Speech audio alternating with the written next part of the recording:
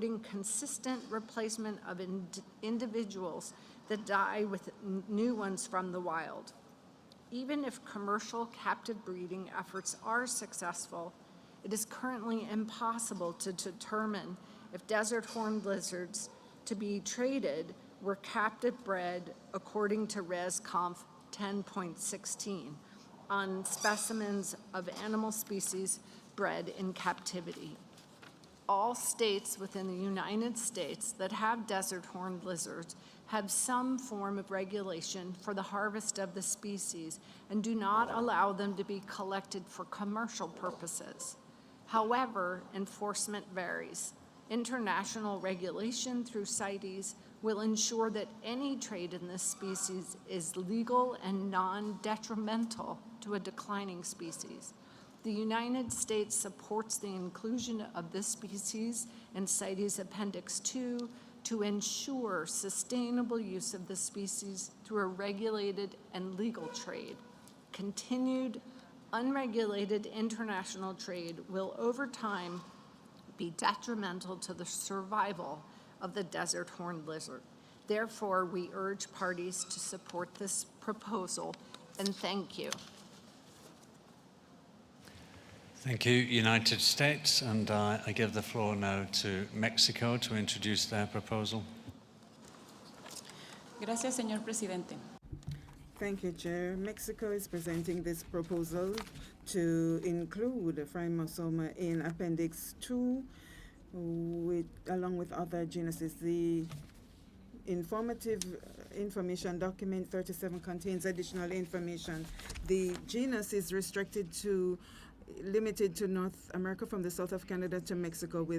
In our country, 6 species are on the national list of threatened species. In Canada, Phrygmosoma is extinct, and in the United States considered to be of high conservation, as we heard. We would like to take this opportunity to clarify that in consultations, we were told that it is not distributed in Canada. These lizards are collected for medicinal reasons and amulets and are appreciated in the market under international pressure. The application of the CITES law has 182 examples. Other threats are the fragmentation of the habitat because of the change use of soil.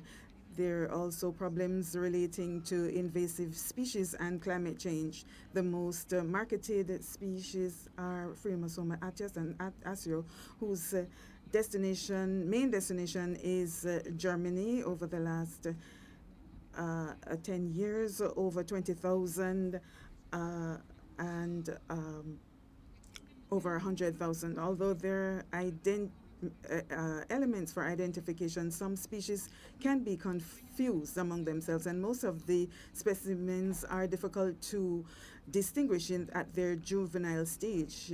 To summarize, 17 species satisfy the criteria to be included in Appendix 2 and can be vulnerable to external factors such as the change in the use of soil and collection for international trade. And the rest of the species comply with the lookalike criteria to be considered. We believe that the inclusion in Appendix 2 will strengthen control of their conservation and monitoring, and we therefore urge the collaboration of the parties. Thank you. Thank you to the United States and Mexico for their respective introductions. And I'll open the floor for parties in a few moments.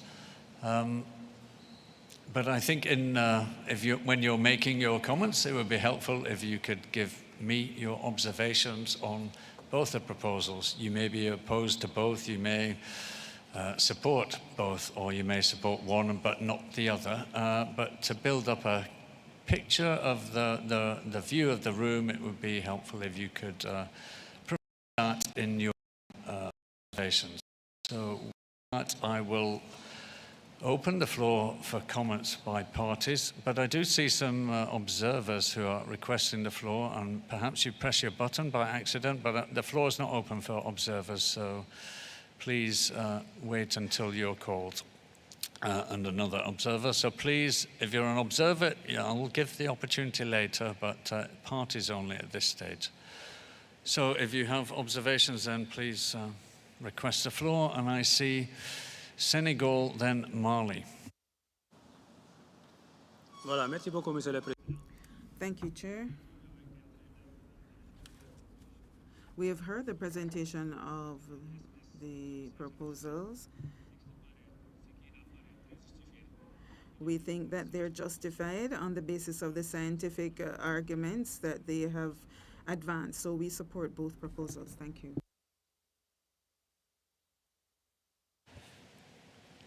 Thank you, Senegal. I give the floor to Mali, followed by Niger. Merci bien.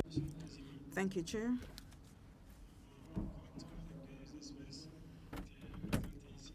With regard to the two species presented by the United States and Mexico, the concerns which have been raised, sir, should lead us to support both proposals, especially because of the fact that when we speak about dangers with regard to the captivity of these species and noted mortality, that we need to protect them.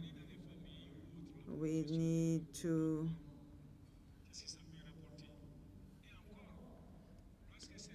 when these animals are in captivity, in the case of food crisis, it is the owner who will have to go and find food for these species. So from a biological point of view, these reptiles should remain in their natural habitat and should be the only residents, and we need to take them to their natural habitat. So we support both proposals, and we thank the United States and Mexico for having submitted them. Thank you.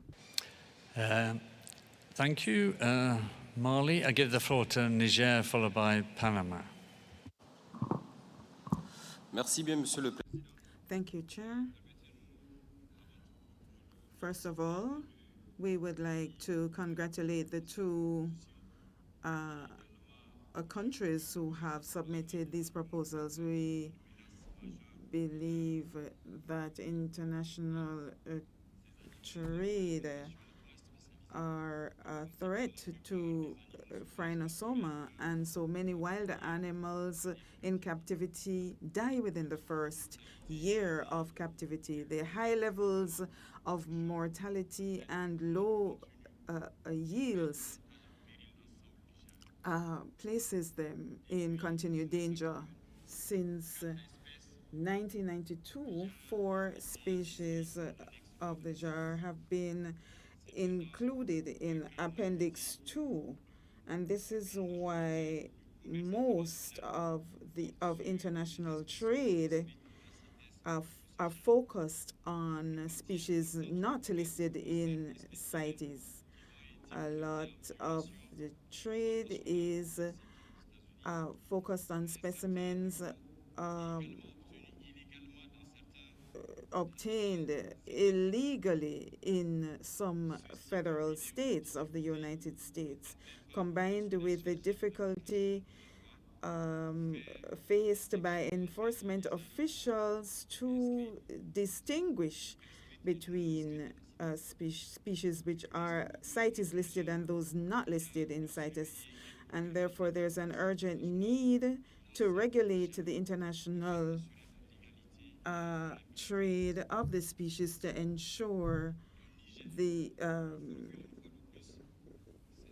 that trade is done in appropriate conditions. We therefore support the proposals, both proposals, which are justified and scientifically based. We therefore formally support the horned lizards in CITES Appendix 2. Thank you.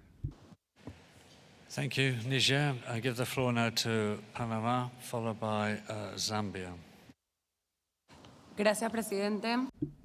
Thank you, Chair. Like those who have taken the floor before Panama, this proposal is totally scientifically based and in keeping with biological characteristics and are vulnerable to international trade. We support both proposals submitted by the United States and Mexico. Thank you.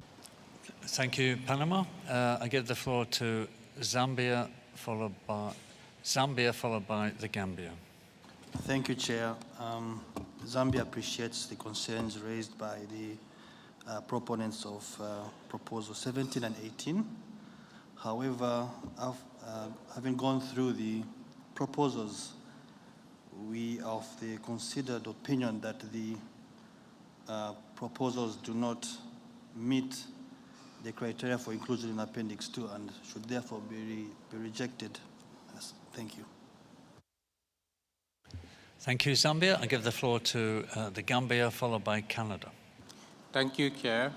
The Gambia congratulates Mexico and United States for this proposal. Mexico is not only a range state for 18 of the 21 Rhinosoma species. Six of them are even endemic to Mexico and do not naturally occur anywhere else.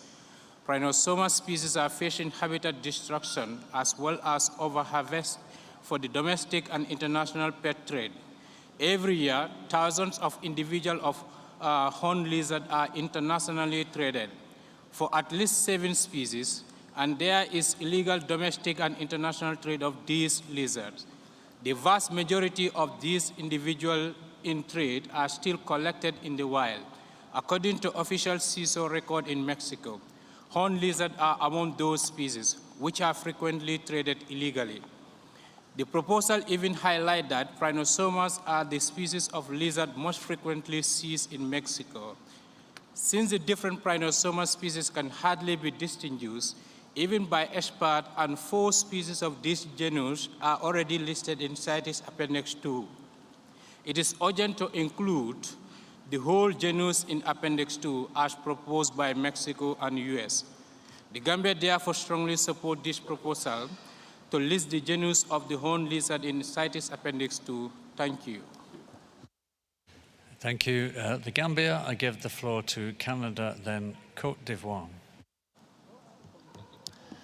Thank you, Chair. I would like to offer clarification on the presence of this genus in Canada, as the translated introductory remarks suggested that it might be extirpated from Canada. So in fact, the species Phrynosoma douglasii is extirpated from Canada. However, Phrynosoma hernandezi occurs in 2 provinces in Western Canada and was most recently assessed as a species of special concern, a category that is similar to the IUCN near threatened. Collection in the wild is not permitted in Canada. Canada has concerns about the proposal to include Phrynosoma platyrhinos in Appendix 2. And this is a species within the genus which is recognized as having the highest volume of international trade. Prior to 2018, the number of exported individuals averaged between 1,700 and 2,000 individuals per year. And this trade volume was fairly consistent from year to year.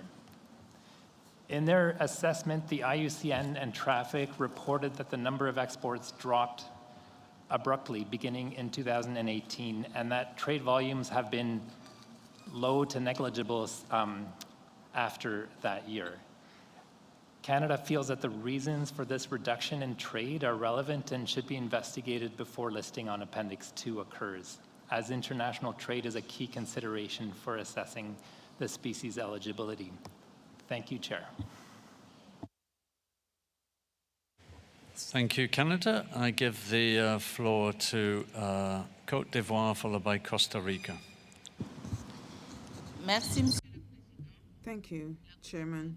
Côte d'Ivoire would like to join its voice with the countries who have submitted these proposals and would urge parties to accept these proposals to protect these species from illegal trading. Thank you. Thank you, Côte d'Ivoire. I see Costa Rica as the final party requesting the floor. Sí, Yes. Good afternoon, Chair. Thank you very much. Costa Rica would like to congratulate the United States and Mexico for the proposals. We see that they comply with the criteria for listing in the appendix. We support the proposals and we urge all parties to support both proposals 17 and 18. Thank you, sir. Thank you. I see Kenya. You have the floor. Thank you, Mr. Chairman. Mr. Chairman, Kenya would like to thank the United States and Mexico for putting forward these proposals. We take note that there is international trade that is involved that need to be monitored. And based on the issues of species look-alike, we will want to support the listing of these two species into the Appendix 2 of the Convention. Thank you, Chair. Thank you, Kenya. I don't see any. Oh, I see Ghana.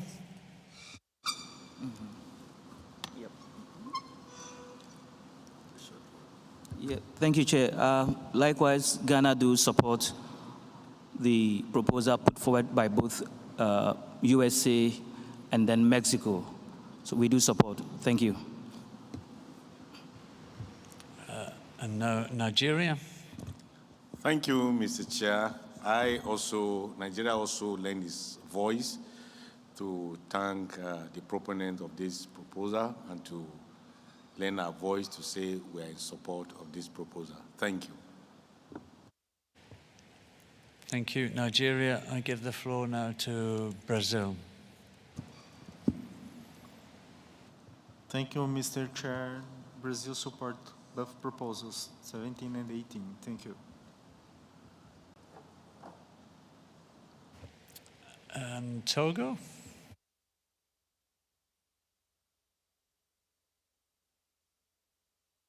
Merci, Monsieur le Président. Thank you, Chair. Togo, thanks for this proposal. And we support it. Thank you.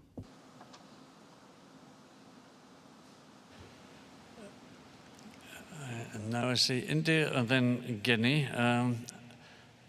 But clearly I'm seeing lots of support in the room for this proposal, some reservations and some opposition also. So I'll hear from India, then Guinea, and then I will maybe give some observers a chance to comment. So India, you have the floor. Thank you, Chair. We are supporting the proposal. Thank you. Thank you. And now Guinea. Bonjour, Monsieur le Président. Good morning. Good afternoon, Chair. Guinea would like to support this proposal and would like to invite all parties to support it as well. Thank you. Okay, so I'm getting lots of support and I'm not seeing very much in the way of opposition. I'll take Somalia as the last intervention from parties, then I will open the floor to observers. Somalia is also going to support this proposal, and thank you. Thank you, Somalia. I will open the floor for observers. If you would like to press your button, I will try to give one or two of you the floor. Okay, I see Defenders of Wildlife. You have the floor. Gracias, señor presidente. Thank you, Chair. The current intervention is read on behalf of Species Survival Network, Pro Wildlife, and FAO, as well as ourselves. There are 21 Phrynosoma species. However, experts are still deciding whether the genus has how many species it has. And for the authorities in Mexico, it's difficult to identify them. And 67% of all the findings are only identified in the genus level. If experts and Mexican authorities have a difficulty identifying, even more difficulty should be for customs authorities in their identification because they're not reptile experts. The inclusion of the whole genus in Appendix 2 will improve the work of the customs authorities and will help to stop the international trade that we have documented in Europe and the USA. That in fact, the endemic species in Mexico can already be found on sale in many other countries, although the export has not been approved. The Phrynosoma species meet the criteria to be listed in Appendix 2, and we invite all parties to support the proposals by the USA and Mexico to give the protection to these endemic and species that need protection. Thank you. Thank you, Defenders of Wildlife. I'll give the floor to SSN. If you can be very brief, please, because I think the direction of travel is clear here. Thank you. Muchas gracias. Thank you very much, Chair. I will be as short as possible. The current intervention on behalf of SSN Pro Wildlife and IFO Defenders of Wildlife on the Phrynosoma platyrhinus, which is the most commercialized species internationally speaking. Many of the exports have been carried out at the genus level, which is a clear sign that it is not easy or simple to distinguish one species from the other. There is international trade of these species of the Mexican horned lizards to the United States and from Mexico and the United States to other countries in other continents. These lizards are being sold online and they're being sent through courier service and sometimes even stuffed inside soft toys, which even increases their mortality rates.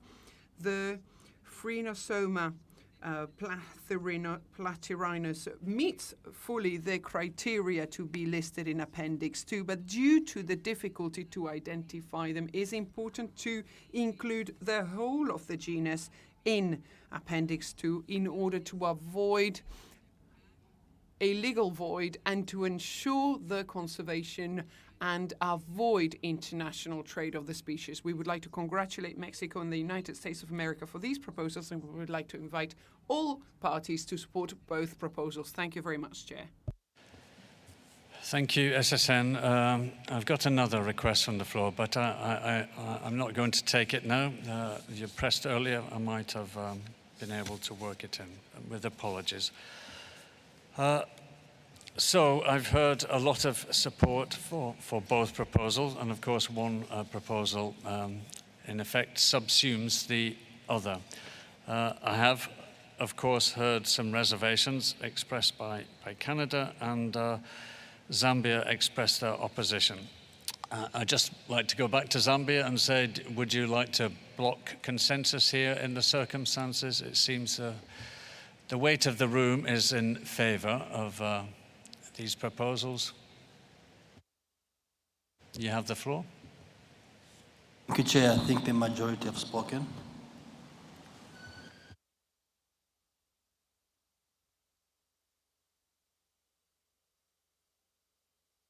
Thank you, Zambia. So clearly, we can't really make two recommendations about the same taxon.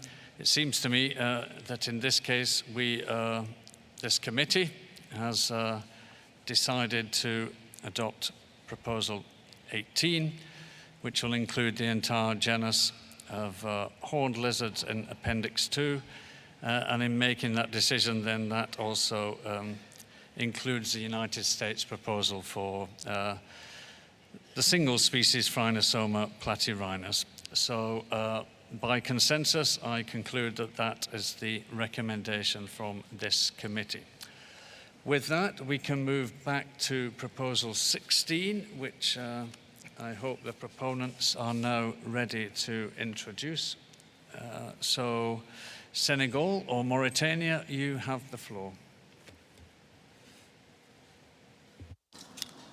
Merci, Monsieur le Thank you very much, Chair.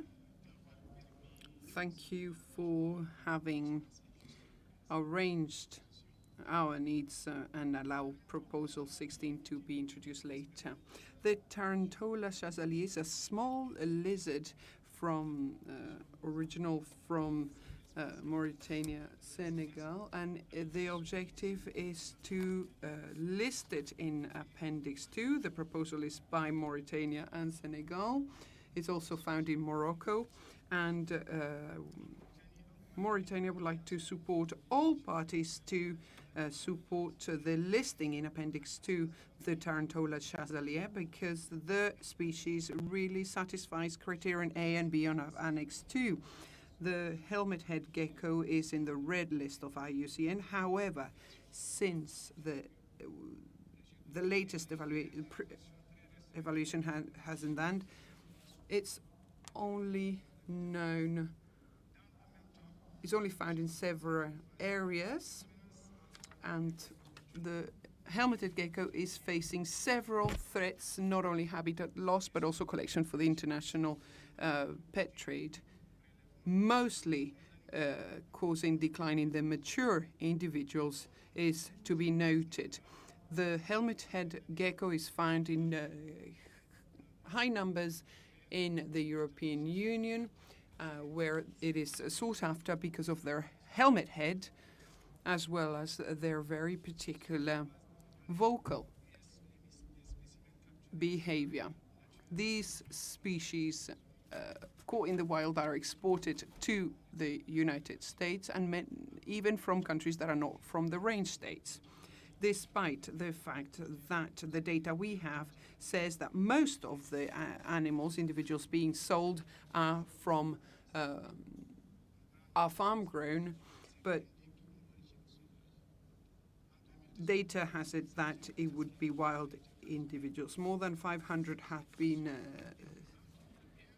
caught in the wild and seized in Sweden, which proves this poaching. Despite the fact of data and the wild origin of the species, helmet-head gecko was included in the vulnerable list.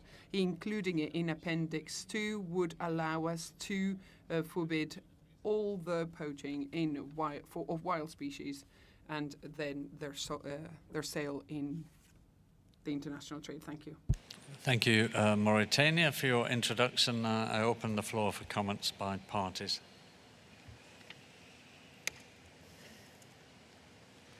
I see Mali, then Niger.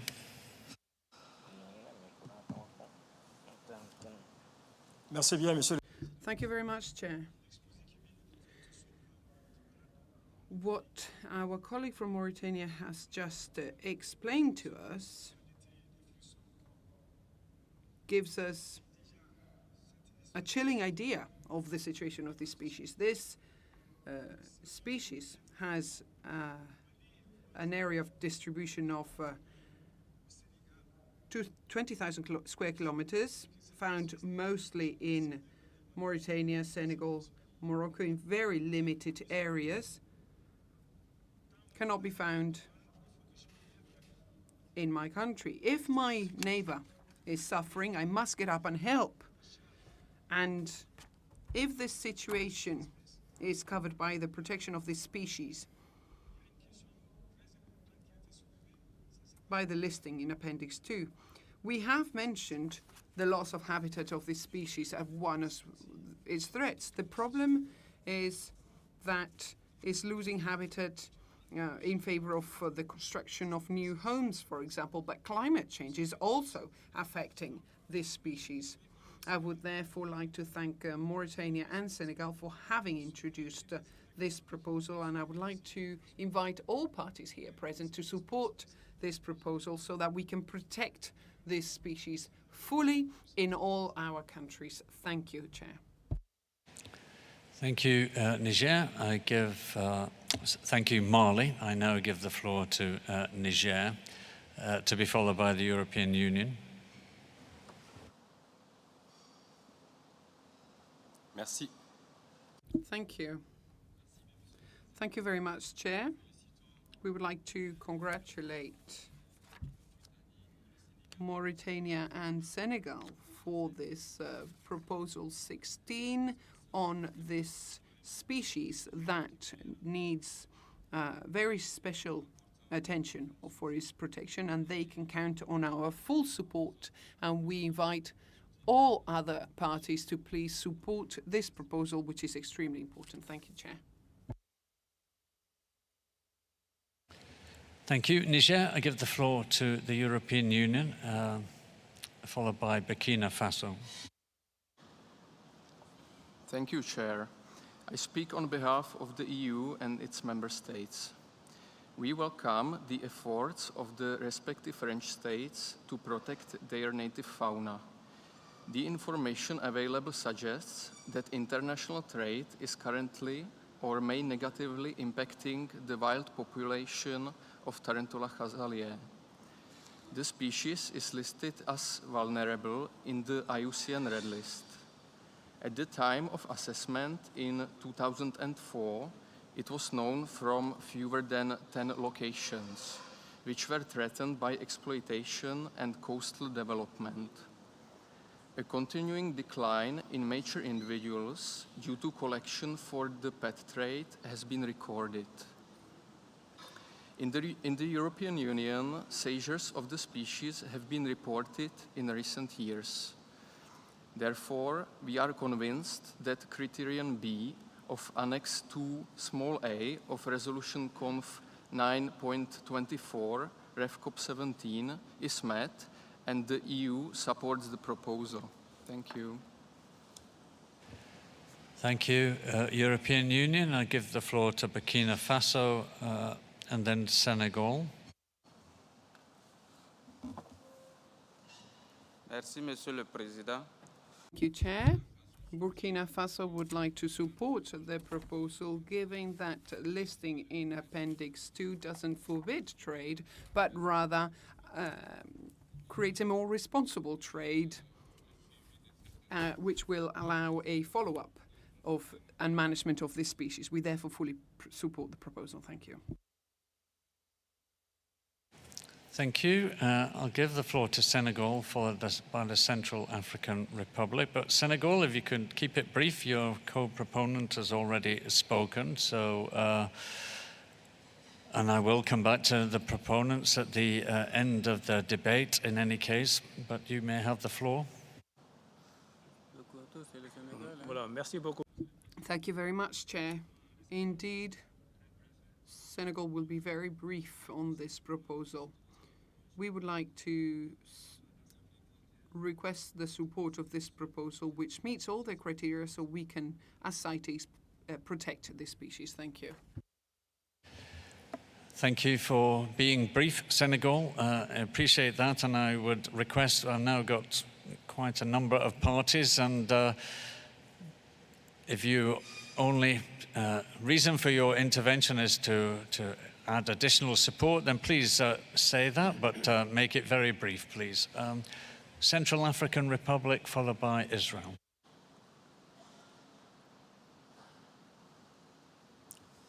Merci, Monsieur le Président, de m'avoir passé la parole. Thank you, Chair, for giving me the floor. The Central African Republic would like to thank Mauritania and Senegal for having submitted this proposal.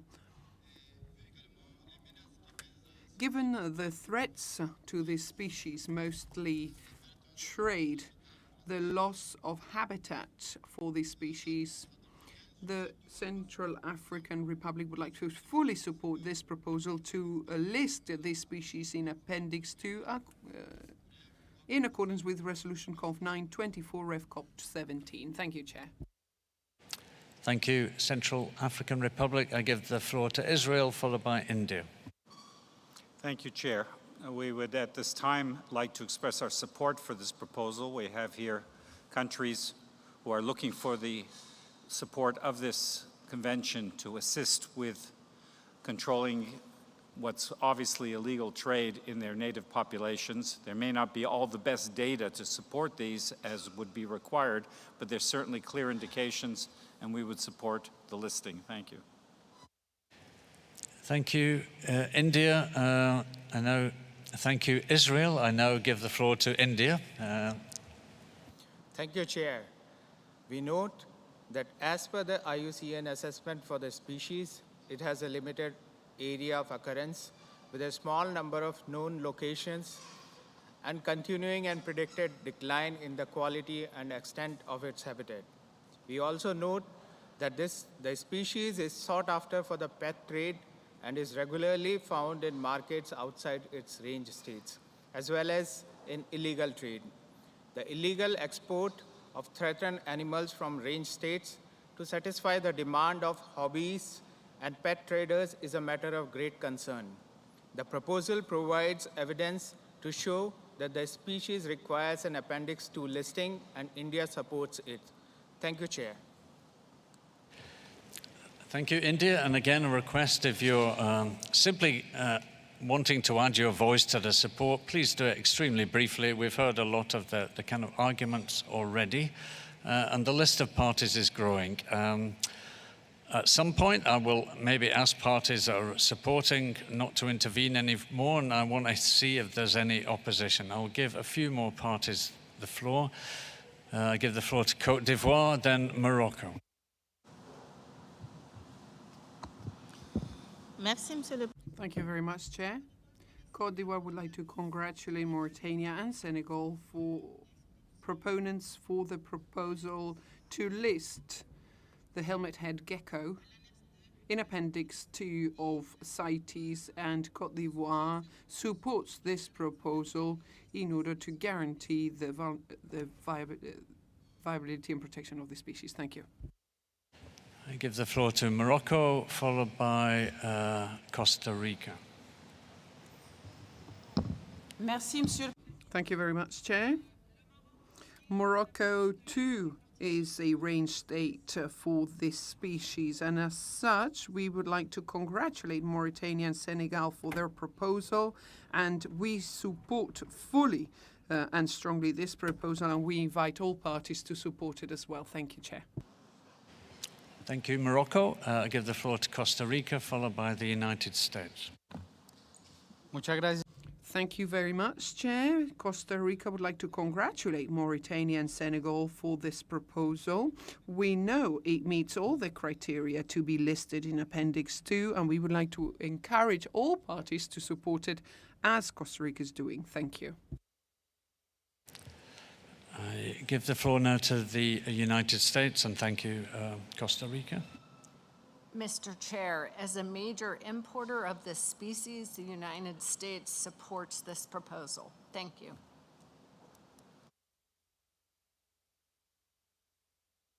Thank you, colleagues. I now got I've got over 8 parties requesting the floor now. If your only intention is to indicate further support, then it would be very helpful if you could maybe unpress your button, and I will take that as an indication of the mood of the room. But I would, if your parties have a different opinion and want to express opposition, then I would like to hear from them. And if I see you on the screen now, I'm going to assume you're opposed to the proposal.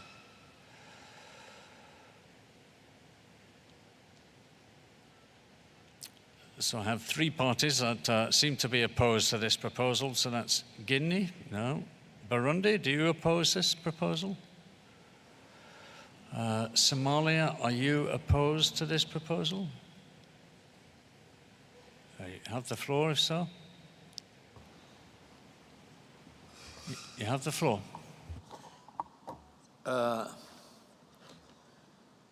So thanks, Chair, to give me the floor.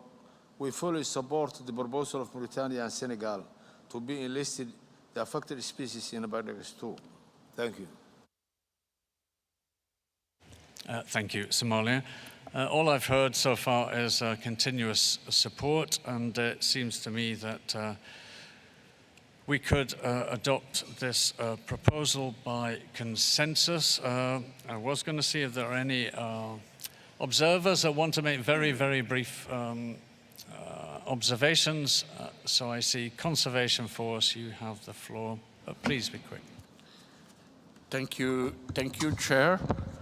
Only to note some, we are a little bit disconcerted by the fact that the parties has voiced very strong support to not change the listing criteria. And here we have had a series of proposals that seems not to meet the listing criteria at all. So we are a little bit confused by all that because we don't see why these and the previous species should be listed where several reviewers has clearly stated that these species are not meeting the listing criteria. Thank you, Chair. Thank you, Conservation Force.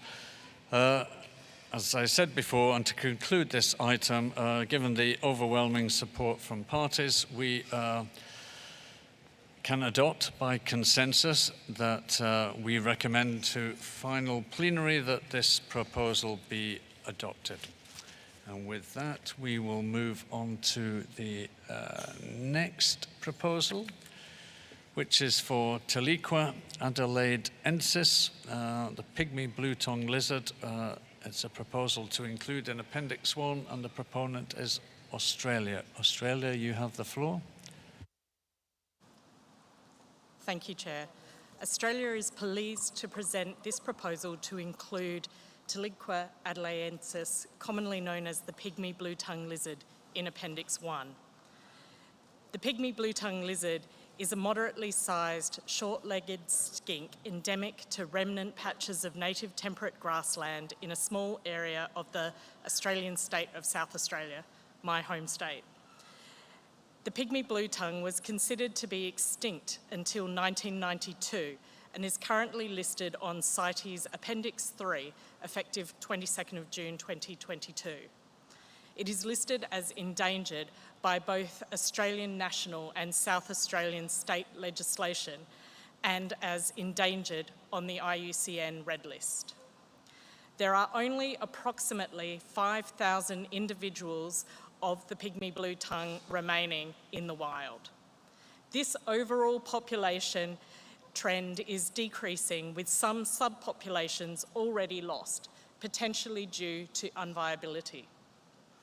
The geographic range of the pygmy blue-tongue is highly fragmented, with only approximately 30 discrete locations, each separated by large areas of unsuitable habitat or hostile terrain, rendering the natural dispersal of subpopulations impossible.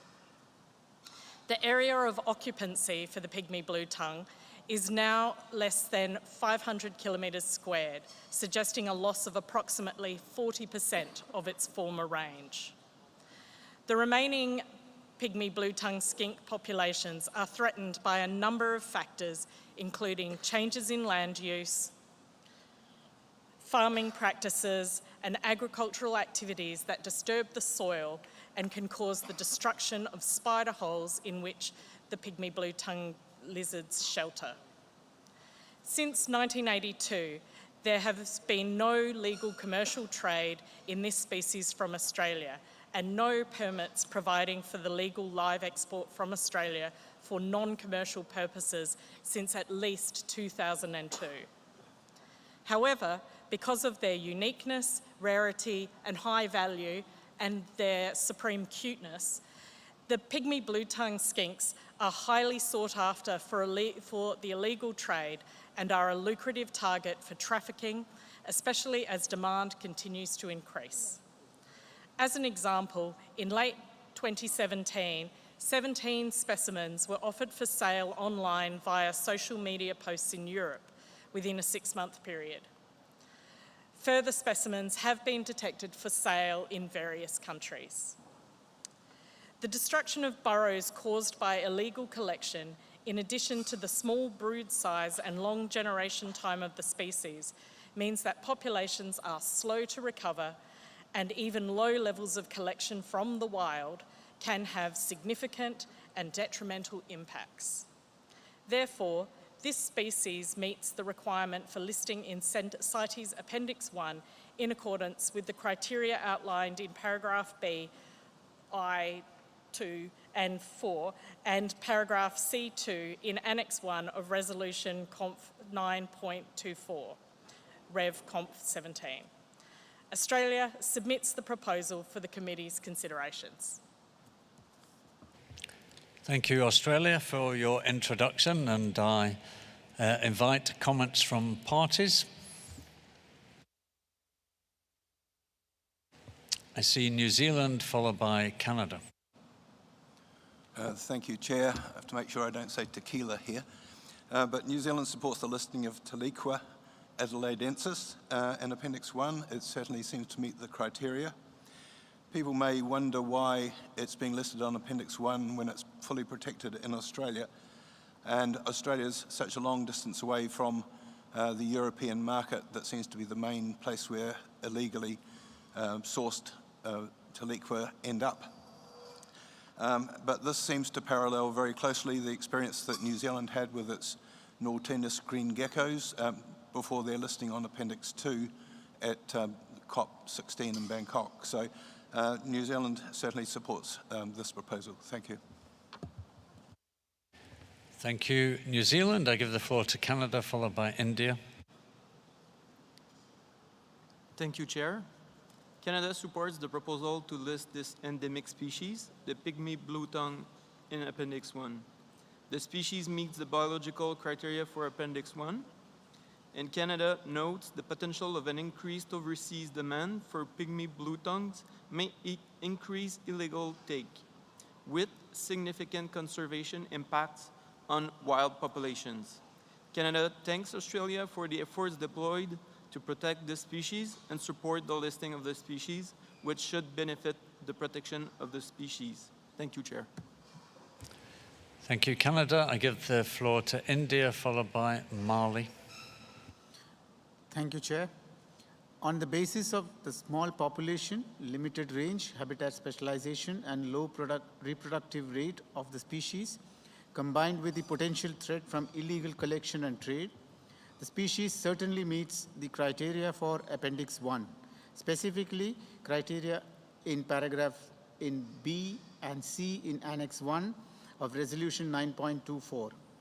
In India, conservation of wild fauna and flora is ingrained in our cultural ethos, and therefore India supports the proposal. Thank you, Chair. Thank you, India. I give the floor to Mali, followed by the European Union. Thank you, Chair. Thank you for giving me the floor. I wanted to ask, with the European Union to be involved, more involved in banning this species from their territory, because we are told that the sale in Europe started in 2017, and we're in 2022. A reptile of this type costs up to 900 euros. Do you realize that? So we would ask the European Union to intervene.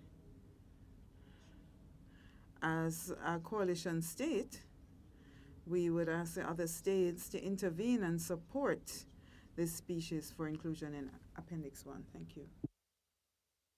Thank you, Mali. I give the floor now to the European Union, followed by Cambodia. Thank you, Chair. I speak on behalf of our European Union and its member states. Australia is following a listing policy in strict compliance with the criteria of Res Conf 924 F CoP19, and the EU and its member states appreciate this considerate approach, as well as the persistent efforts of Australia to provide any necessary protection to its native fauna and flora. The generic affinity and comparably small size of Taliqua adelaidensis compared to other congeners generates a high demand which cannot be sustainably met. The unique biological trait to exploit spider dwellings and the dependence on a rare biome makes the species especially vulnerable. Accordingly, the EU and its member states agree that the endangered Tiliqua adelaidensis meets the criteria for being listed in Appendix 1, and we strongly support this proposal. Thank you. Thank you. European Union, I give the floor to Cambodia. Thank you, Chair. Given this species met the criteria for the Appendix 1, and with a small population, low reproduction rate and limited of range, Cambodia would like to support the Australia to propose this to the Appendix 1. Thank you, Mr. Chair. Thank you, Cambodia. I give the floor to Cuba, followed by Malaysia.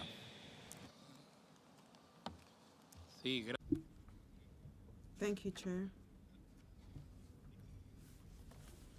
As the distinguished delegate from New Zealand said, we are also victims of the trafficking of reptiles and charismatic species which are found on the internet for international trade. And so we support Australia's proposal. We align ourselves with it. Thank you very much. Thank you, Cuba. I give the floor to Malaysia, followed by Peru, and that's the end of the list of part. No, it isn't. Okay. It wasn't an invitation for loads of you to press the button because all I've heard so far is support. I'll take Malaysia, then Peru. Mr. Chair, Malaysia aligns ourselves with the support from all the other member states. And we would like to mention that this species also appears in our pet shops. Thank you. Thank you, Malaysia. I give the floor now to Peru. Gracias. Thank you, Chair. We also support the proposal. Thank you, colleagues. Clearly there has been full support. I don't see anybody voicing any opposition. I might see if there are any observers that want to make a quick comment, but given the direction of travel, there's no need to make long, detailed arguments. One moment, I'm just looking at the list.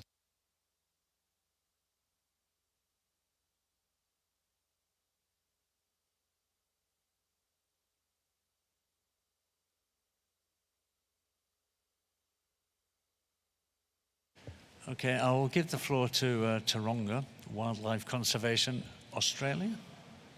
Thank you, Chair. I make this intervention on behalf of Taronga Conservation Society Australia, the Zoo and Aquarium Association of Australasia, and San Diego Zoo Wildlife Alliance. We support this proposed inclusion of the pygmy blue-tongue lizard, Tiliqua adelaidensis, in CITES Appendix 1. The species meets the criteria for inclusion in Appendix 1, including a small, geographically concentrated and fragmented population vulnerable to disturbance, and despite strict national trade laws, is still found in international trade.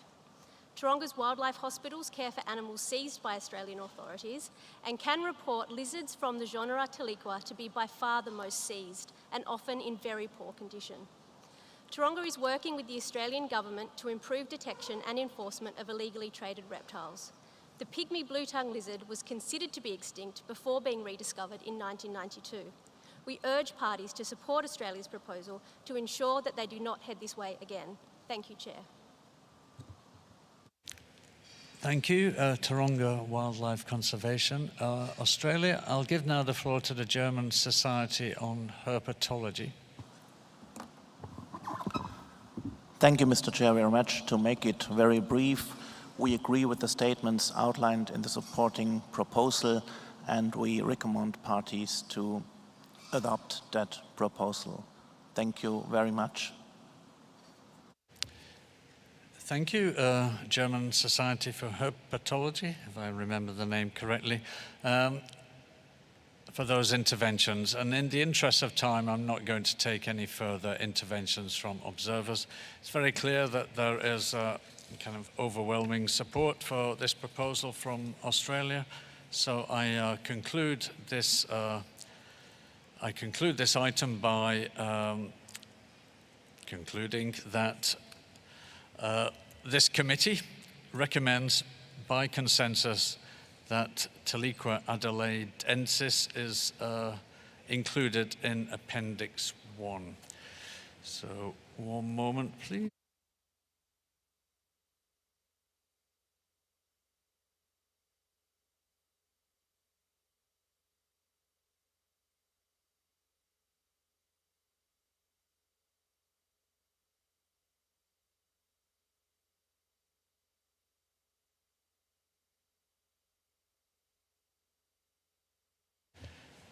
So the next proposal on our list is Proposal 20, Epicrates inonatus, the Puerto Rican boa. It is a transfer from Appendix 1 to Appendix 2, and the proponent is the United States. So United States, you have the floor to introduce it, please. Thank you, Mr. Chairman. The United States is pleased to introduce Proposition 20 to transfer the Puerto Rican boa from CITES Appendix 1 to Appendix 2. Epicrates inonatus is an endemic snake from Puerto Rico. This snake has a limited global distribution but is widespread within Puerto Rico and is described as common in undisturbed karst areas of northwestern Puerto Rico. Much of the snake's apparent rarity in other localities undoubtedly relates to observers' difficulties in visually detecting the species in forests, and this boa is not as rare as was previously thought. There's presently no international trade, but these snakes are locally threatened by illegal hunting for meat and oil. Puerto Rican boa populations suffered major habitat loss as Puerto Rico was severely deforested, with less than 1% of its original forest by 1912. However, as rural populations moved to the cities, land once used for agriculture reverted to secondary forest, and this possibly explains why there are again more frequent sightings of this species. The boa is protected under Puerto Rican law, the United States Endangered Species Act, and it is presently listed in CITES Appendix 1.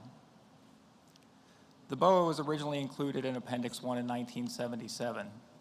At the 25th meeting of the Animals Committee in 2014, the United States agreed to undertake a periodic review of this species. As it only occurs in Puerto Rico, we consulted domestically with Puerto Rico and our federal agencies. At AC 27, the United States presented the results of its periodic review, which were that the species should be transferred from Appendix 1 to Appendix 2, and the Animals Committee supported these results. Given the absence of international trade, given that it is the only endemic boa in Puerto Rico, and therefore trade in other similar species is non-existent, and given its common and widespread occurrence in Puerto Rico, we conclude that the species no longer meets the criteria in Resolution 9.24 from COP19, criteria for amendment of Appendices 1 and 2, and it should be transferred from CITES Appendix 1 to Appendix 2. An Appendix 2 inclusion would still provide regulation of any trade and ensure non-detriment and legal acquisition findings would be made for the issuance of any CITES export permits. Additionally, Puerto Rican law protects this species.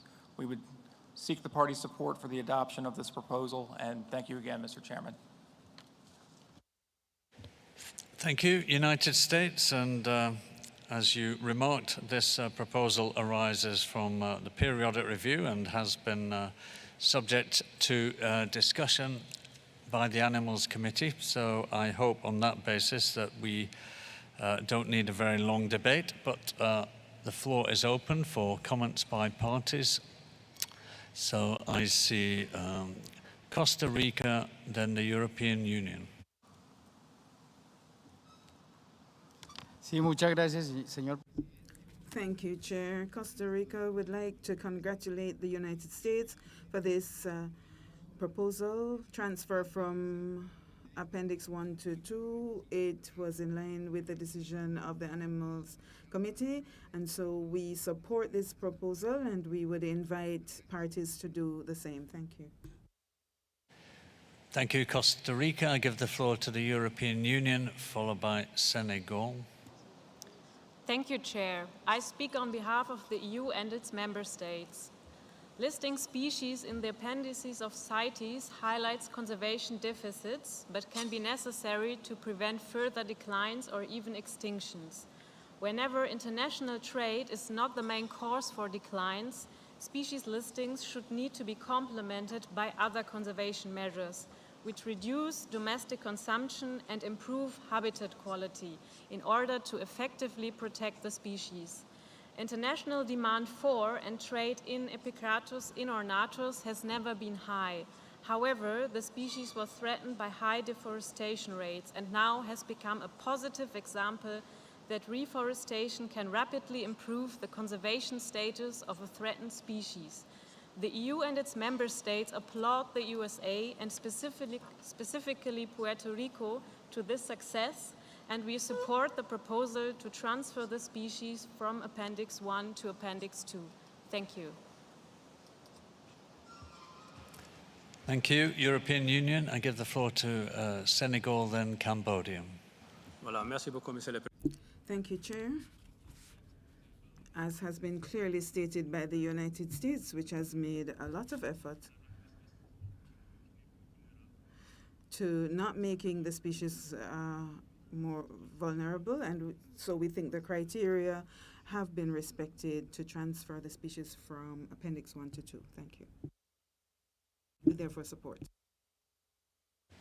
Thank you. Senegal, I give the floor to Cambodia.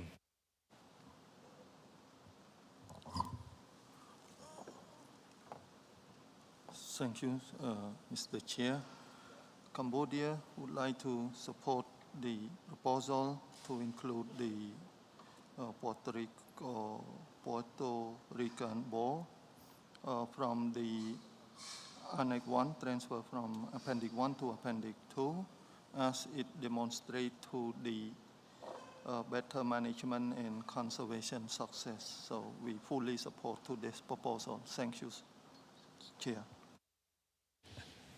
Thank you, Cambodia, and I think given no further requests on the floor, I interpret that silence as agreement and that we could move to adopt this proposal. I will just check if any observers want to take the floor, recognizing that this proposal has the consent, it seems to me, of parties. And if we could save some time. Okay, I see no further requests on the floor, so with that, again, I conclude by noting that this committee has recommended by consensus that Epicrates inornatus be transferred from Appendix 1 to Appendix 2.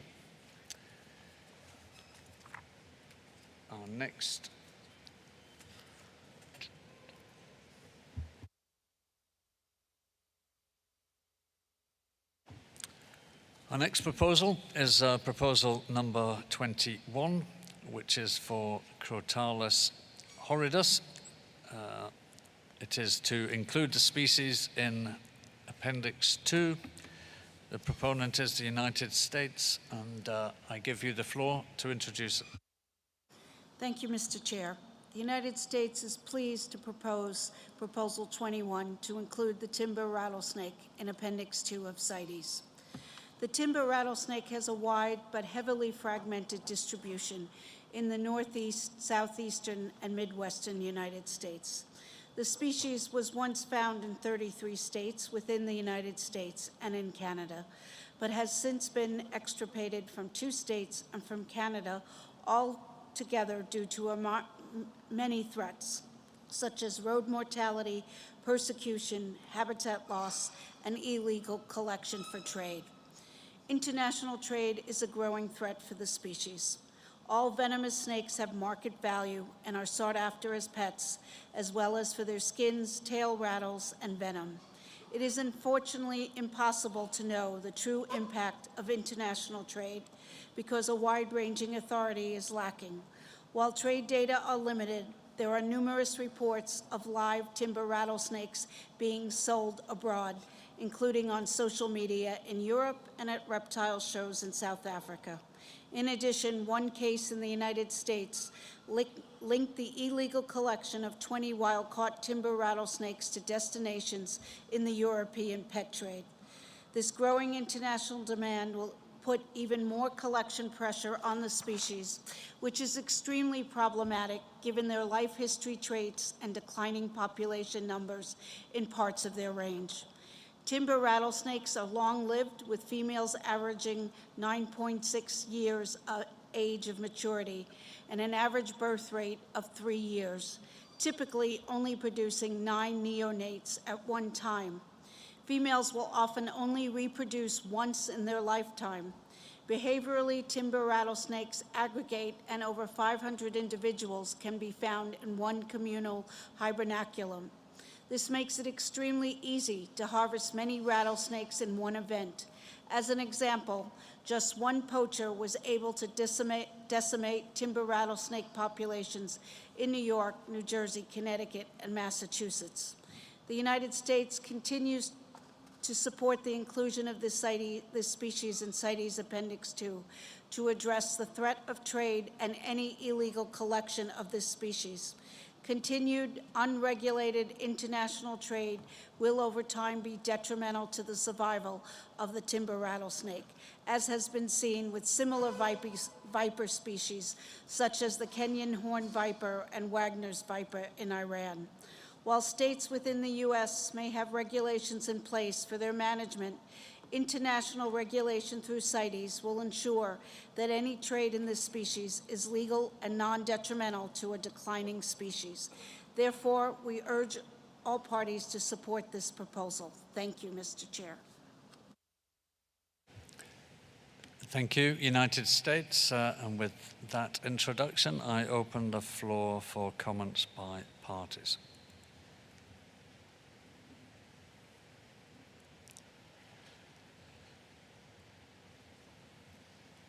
Okay, I see Mali, followed by Panama.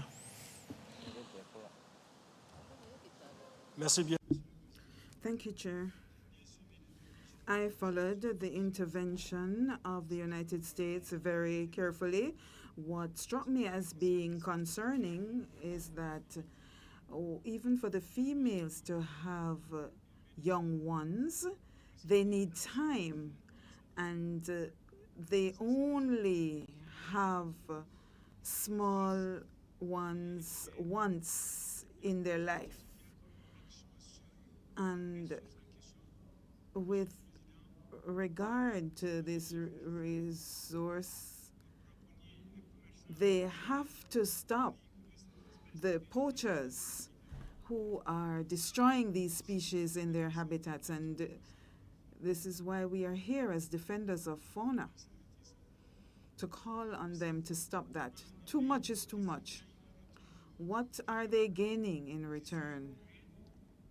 Destroying them for nothing. Taking them to what destinations? Destroying their habitats. We need to use wisdom, and therefore we support listing the species in the proposed annex. Thank you, Chair. Thank you, Molly. I give the floor now to Panama, followed by Liberia. Gracias, Presidente. Thank you, Chair. Like the previous proposal by the United States, this is based on science, as Senegal has said, and therefore we fully support this proposal. Thank you. Thank you, Panama. I give the floor to Liberia, followed by the European Union. Thank you, Chair. With the level of threat associated with the survival of this species, it's possible that we can lose this species in a short scope of time.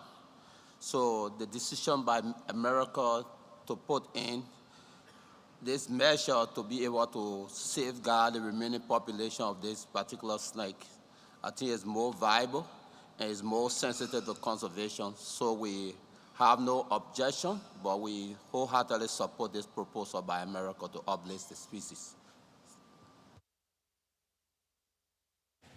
Thank you, Liberia. I give the floor to the European Union, followed by Sri Lanka.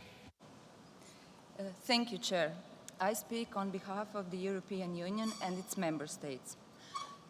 We understand the will of the United States of America to protect their native species, yet we are in doubt whether the inclusion of the timber rattlesnake in Appendix 2 of CITES is an adequate conservation tool for the species, or it will help to reduce unwanted anthropogenic impacts or illegal activities present on national level. Populations of the timber rattlesnake are affected by different threats, including national rattlesnake roundups and habitat degradation, yet it appears the species remains common and widespread in a majority of its range, even in parts without local protection. Utilization of the species remains mostly on national level, and even though cases of poaching and illegal activities have been recorded, it remains unclear whether these incidents have a connection to international demand. Best available data indicate extremely low international trade volumes. Hence, the EU and its member states take the view that international trade currently does not pose a threat to the timber rattlesnake and that listing criteria are not met. Therefore, the EU and its member states oppose this proposal. Additionally, since this is not the first time the United States proposed to include the timber rattlesnake in Appendix 2 of CITES, the EU and its member states would like to suggest and urge once again the United States of America to reconsider listing of this species in Appendix 3 of CITES. Thank you, Chair. Thank you, European Union. I give the floor to Sri Lanka, followed by India. Thank you, Chair. Sri Lanka would like to support the proposal by the United States to include the timber rattlesnake, Crotalus horridus, in Appendix 2. Having issues of illegal collection of trade with our own endemic species of agamids, we share the concern of the United States for its protection.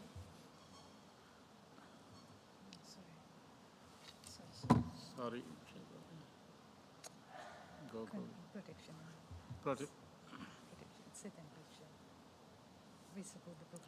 We support the proposal. Thank you, Sri Lanka. I give the floor to India, followed by Israel. Thank you, Chair. The family viperinae as such is protected under the Schedule 4 of the Wildlife Protection Act 1972 in India, and hence the species, allied species, are protected from hunting, and any trade is strictly regulated in India. So India completely supports the inclusion of this species in Appendix 2 of CITES. Thank you, Chair. Thank you, India. I see Israel, followed by Kenya. Thank you, Chair. We would like to seek some clarification from the United States in response maybe to what the EU suggested as why an Appendix 3 listing would not be appropriate. And further, I think that the room would be would help if we could have a better understanding of why federal regulations in the United States would need an Appendix 2 listing if it's already listed in the Endangered Species Act and protected. From what I understand, and I'm certainly not a lawyer, there are differences between state law and federal law in the United States that impact on how these species can be exported, and perhaps some clarification would assist us in understanding why the Appendix 2 listing is so important and why an Appendix 3 listing would not be appropriate here. Thank you, Chair. Thank you, Israel, and I will go back to the United States later so they can respond to those comments if they wish. I will give the floor now to Kenya, followed by Togo. Thank you, Mr. Chairman. Mr. Chairman, we thank the U.S. for putting up this proposal. We take note on the unregulated harvest and the vulnerable to unregulated harvest of the species in question. And in applying the precautionary principle, which is one of the criteria that we use to put species on Appendix 2, we wish to support the listing as proposed by the US for the sake of the species. Thank you. Thank you. Kenya, I give the floor to Togo, followed by Senegal. Thank you, Chairman. When we look at the delay in maturity and low fertility of this species, I think we need to support the United States, especially as it is endemic to one region. So we strongly support the United States in the conservation of the species. So we support their proposal. Thank you. Thank you, Togo. I give the floor to Senegal, followed by Switzerland. Voilà, merci beaucoup, Monsieur le Président. Thank you, Chair. I think Senegal is on the same wavelength as Togo in supporting the US's proposal, protecting the species from international trade. We are motivated by conservation.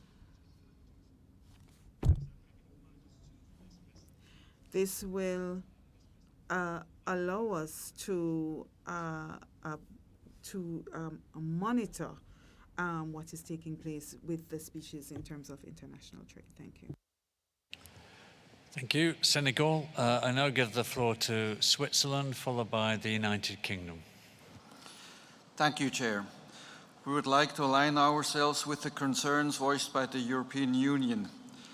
World-leading experts in the IUCN consider the species to be least concern.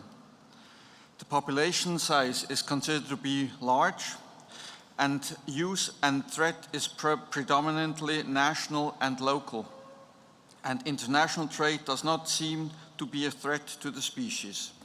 In our view, it therefore does not seem to meet the criteria of Resolution Conf 924, and we therefore cannot support this proposal. Thank you, Chair.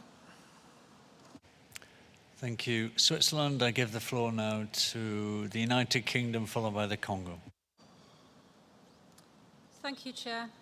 The UK thanks the United States for this proposal to list the timber rattlesnake on Appendix 2, which we understand from the proposal would complement state and other domestic measures and regulate any trade in this species nationally, as well as to ensure species entering international trade are acquired sustainably and legally and will not be detrimental to the survival of the species. We note that international trade in this species appears low, with 15 exports from the United States reported between 2013 and 2019, almost all of which were captive bred.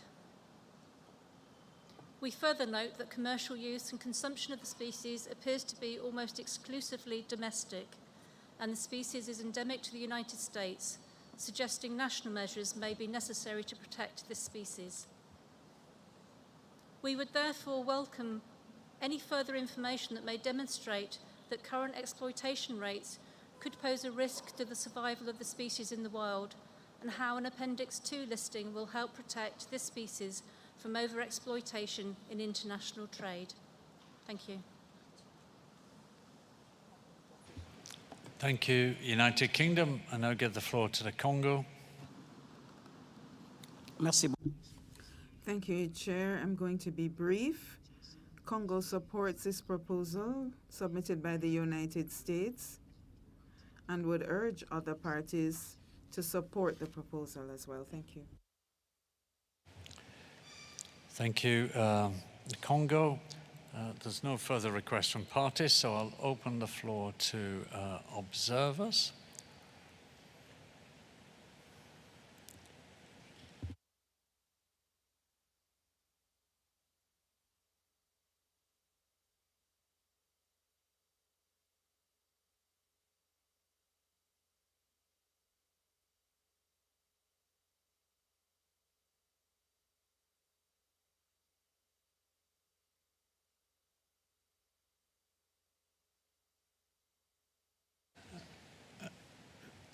Thank you for your patience. I'll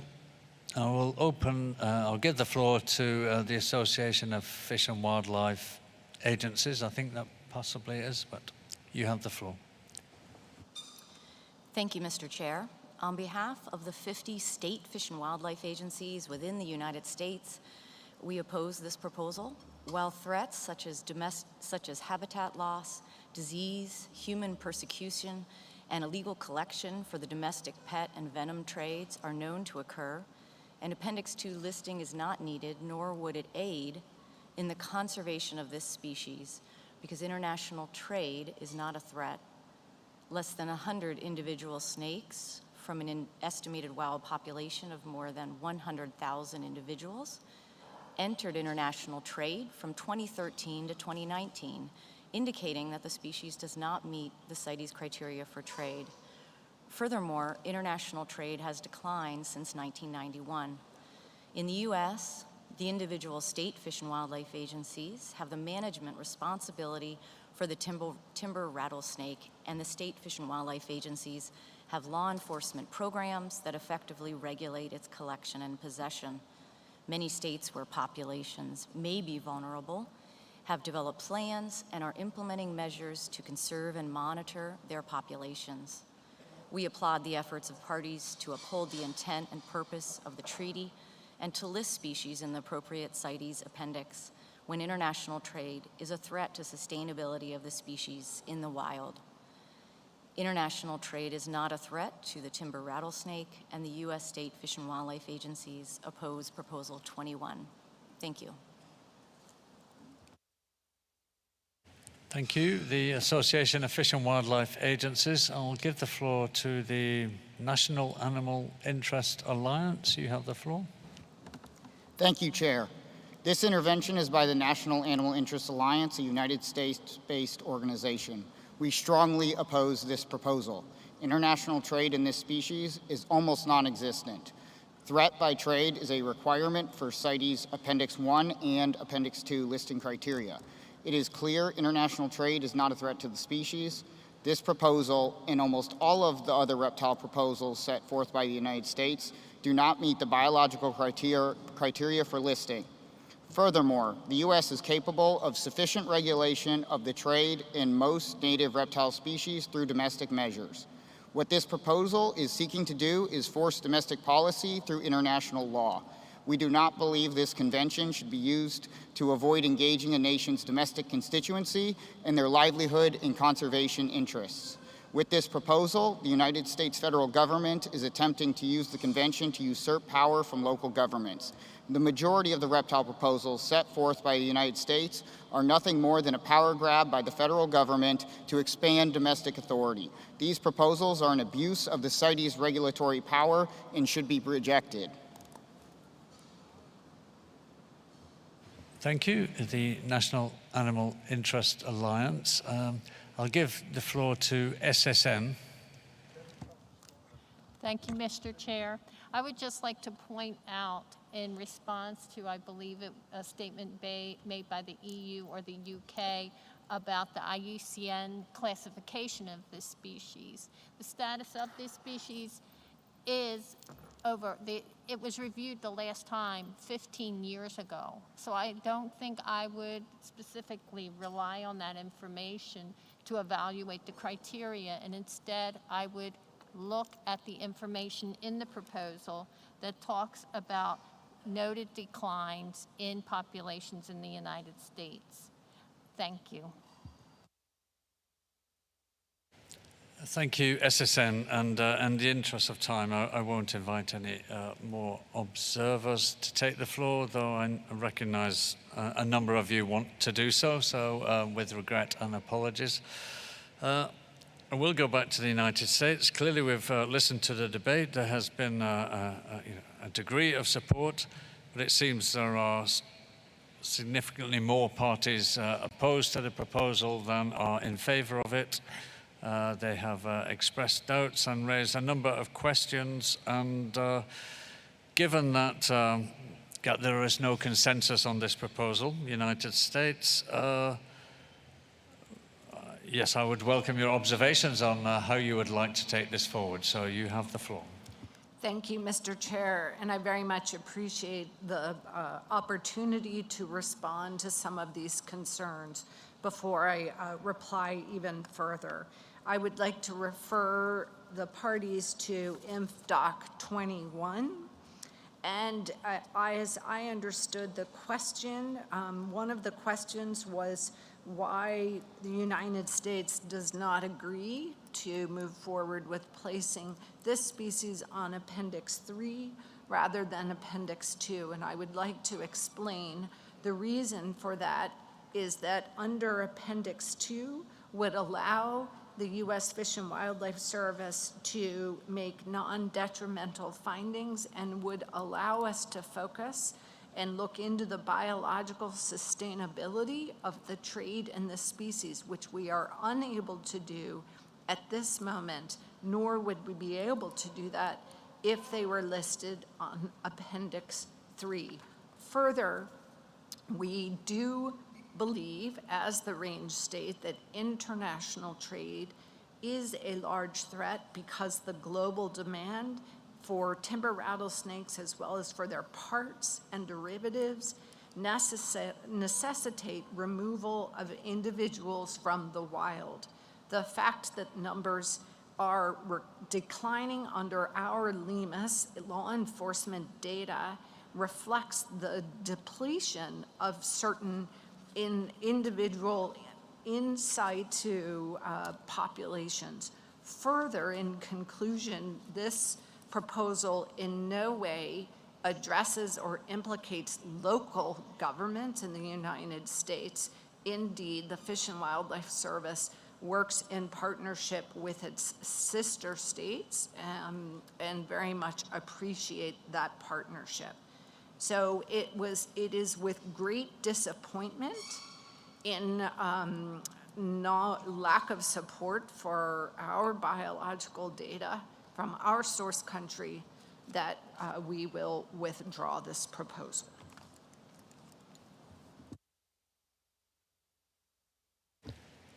Thank you, United States. And if you give me a second.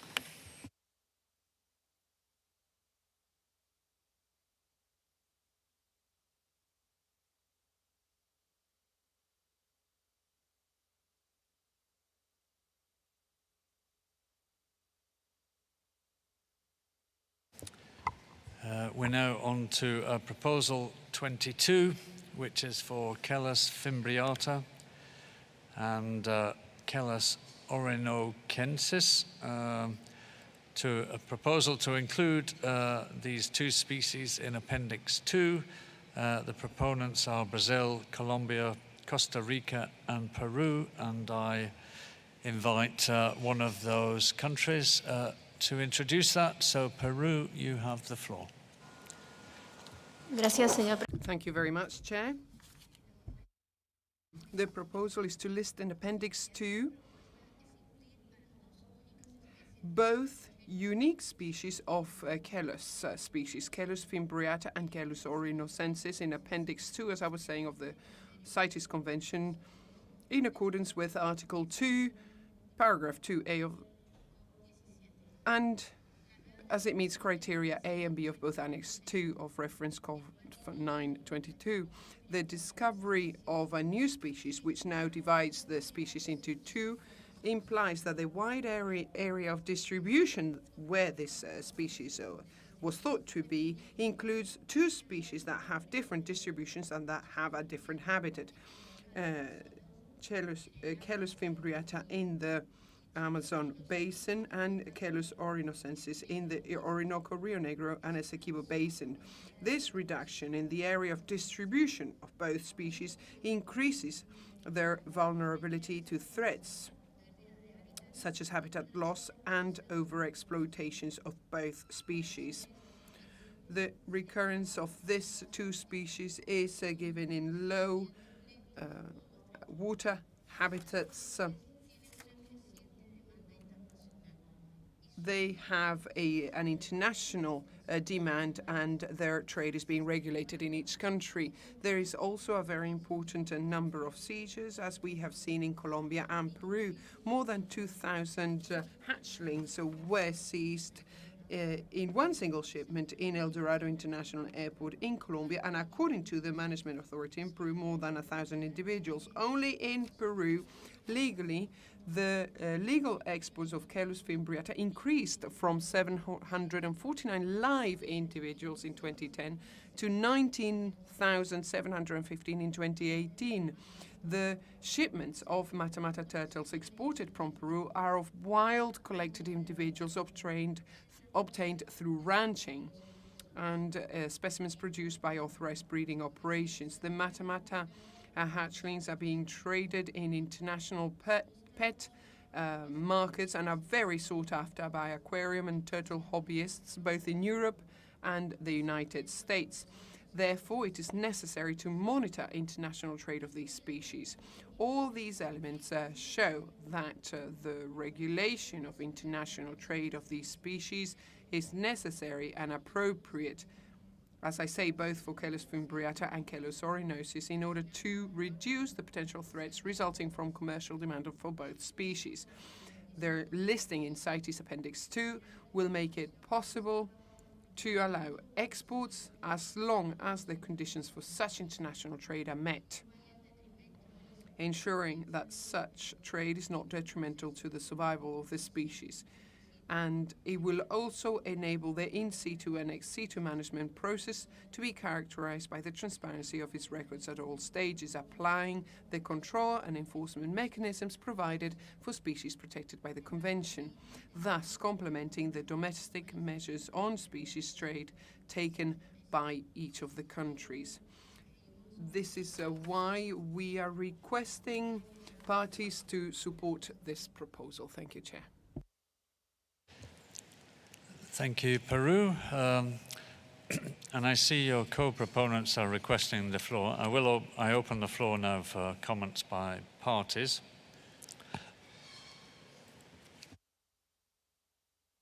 But I would like to hear, rather than just hear each of the co-proponents kind of outlining, I guess, why they support, I would quite like to hear from some other countries too, to get their perspective. So I will try and do that. I give the floor to Guatemala, then Senegal. Gracias, señor presidente. Thank you very much, Chair. Guatemala welcomes Brazil, Colombia, Costa Rica, and Peru's proposal in order to include the only 2 species of the genera Caelus in the CITES appendix. The proposal shows the increase in trade for the pet trade market, and we are very concerned about illegal trade that has led these species to an almost extinction. We therefore support this proposal to list them in Appendix 2. Thank you. I give the floor to Senegal, followed by Argentina. Merci beaucoup, Monsieur le Président. Thank you very much, Chair. On this proposal, the data available shows that more 63,000 individuals have been exported to China and the United States, which shows a huge, sharp increase of illegal international trade. We therefore strongly support this proposal, which aims at regulating international trade of these species. Senegal would like to support this proposal and would like to request all parties to support it as well. Thank you. I'll give the floor to Argentina, then followed by Costa Rica. Gracias, señor presidente. Thank you, Chair. Argentina would like to congratulate the co-proponents of this proposal in order to include the Caelus fimbriata and Caelus orinosensis in Appendix 2 of CITES. Brazil, Colombia, Costa Rica, Peru. Thank you very much. Argentina supports this proposal. Thank you. I'll give the floor to Costa Rica as a co-proponent, but if you could keep your remarks short, because we've had a long intervention already. You have the floor. Muchas gracias, señor. Thank you very much, Chair. Costa Rica, as one of the co-proponents for this proposal of inclusion of the two species of the Celus genera, Celus fimbriata, Celus ornensis, listed in Appendix 2 due to the major threats that this species faces. We see habitat loss, fragmentation, deterioration, etc. It meets the criteria to be listed in Appendix 2, and we would like to support all parties to support this proposal. Thank you, Chair. Thank you. Costa Rica, I give the floor to Mali, followed by Benin. Merci bien. Thank you very much, Chair. The range states for the species in this proposal, which have requested the inclusion of this species in Appendix 2, I hope they have taken the necessary time to carry out the necessary analysis and evaluations to indeed analyze the different threats that this species faces. As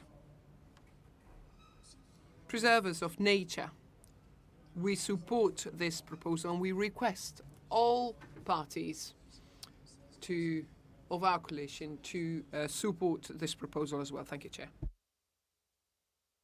I give the floor to Benin. Merci, Monsieur. Thank you very much, Chair. Benin would like to congratulate the proponents of this proposal. Understanding the threats to this species through international trade. With the listing in Appendix 2, we would be supporting the proponents in their efforts to help the conservation of this species, and we therefore support the proposal as it's been submitted by the proponents. Thank you. Thank you, Benin. I give the floor to Brazil, again as another co-proponent, and ask you to keep your remarks short, to be followed by the European Union.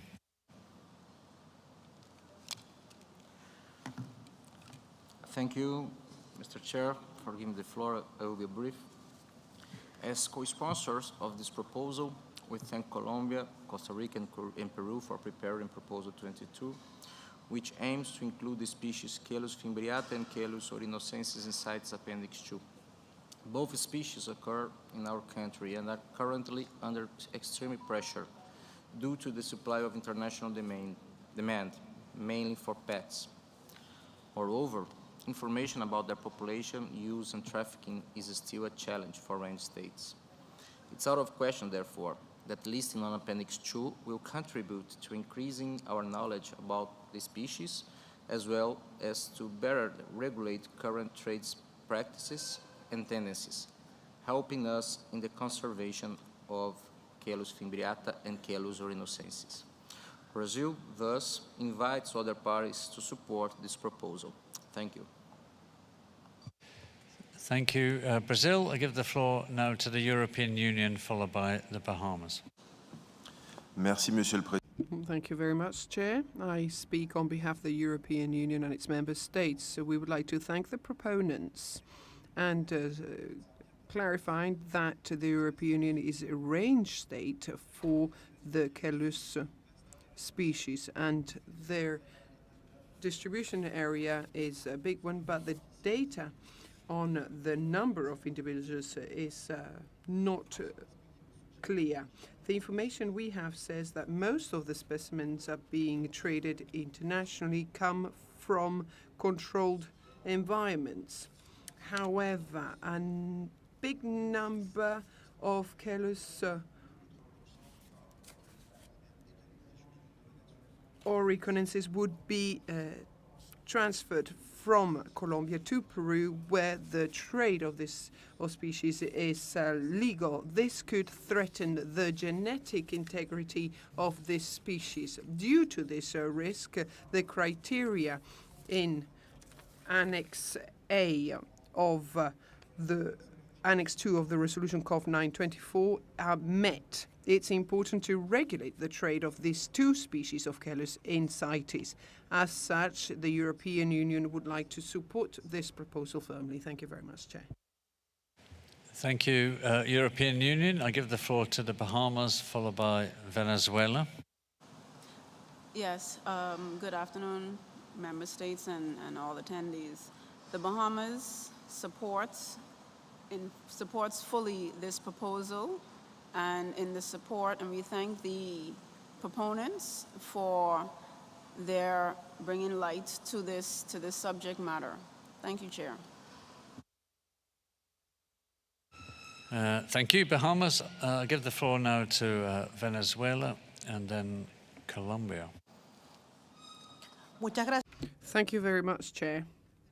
First of all, we would like to congratulate you on the leadership of this committee, and we would like to thank Panama for the welcome, taking into account the consideration of both proponents on behalf of this proposal and as a distribution state of these species. We believe that including them in Appendix 2 of CITES will help to complement national measures and will help to regulate international trade of the species. Thank you very much.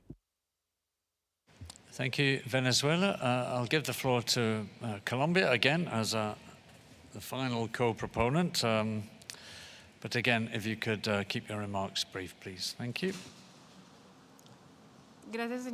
Thank you very much, Chair. I'll be very brief. Colombia, as a proponent, would like to say that the Matamata are being trafficked, mostly juveniles and hatchlings.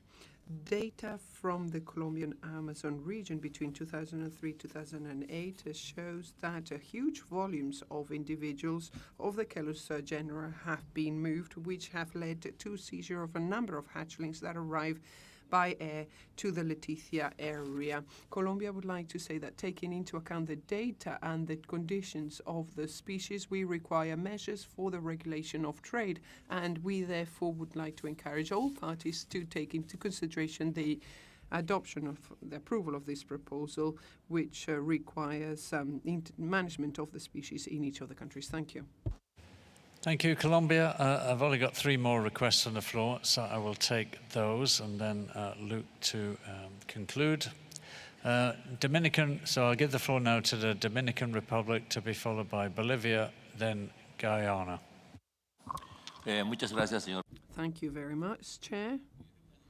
Dominican Republic supports the proposal, understanding that if regulated by CITES, we will be favoring the sustainability of this species, these 2 species. Thank you very much.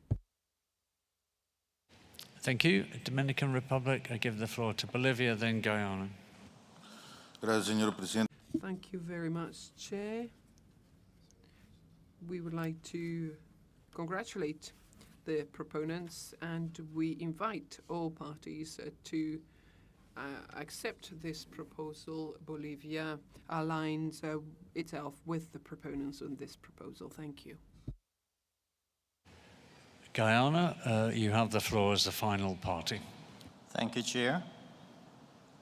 Guyana thanks the proponents of this proposal for bringing it forward, and given the threats to these species, Guyana supports this proposal. Thank you, colleagues, parties. Obviously, I've heard nothing but support from this proposal.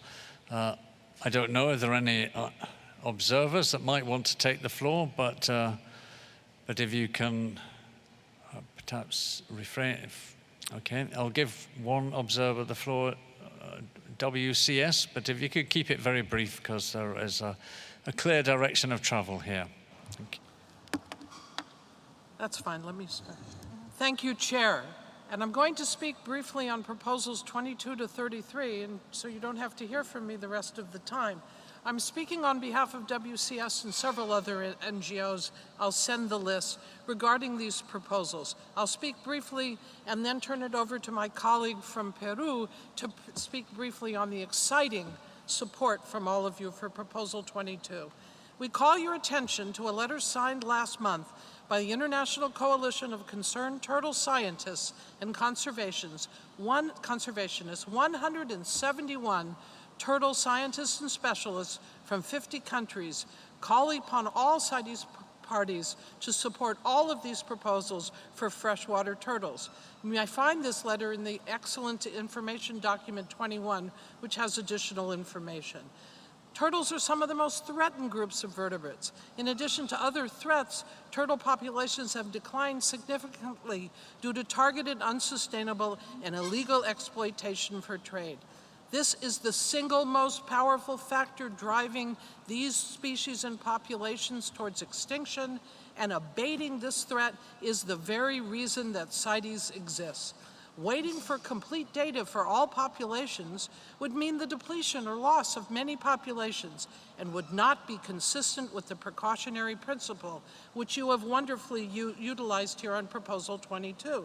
Failure to add the species that are proposed for Appendix 2 could indeed be seen as a repudiation of CITES' mission to manage international trade in at-risk taxa. We therefore urge you to support the adoption of all of these turtle proposals, and I now turn it over for a brief intervention from my colleague from Peru.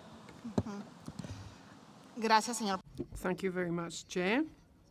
From the Wildlife Conservation Society, we would like to thank very much this proposal to include Caelus fimbriata and orinocensis in Appendix 2, with Brazil, Colombia, Costa Rica, and Peru as proponents, and for all the support shown by all countries. From WCS, we would like to support the inclusion of all these species in Appendix 2. The inclusion of the Matamata turtles is fundamental to strengthen efforts throughout the whole commercial network to improve cooperation between countries, promote research, and of course, save Matamatas. Thank you very much. Thank you, WCS, for those observations, and they apply across a range of number of proposals.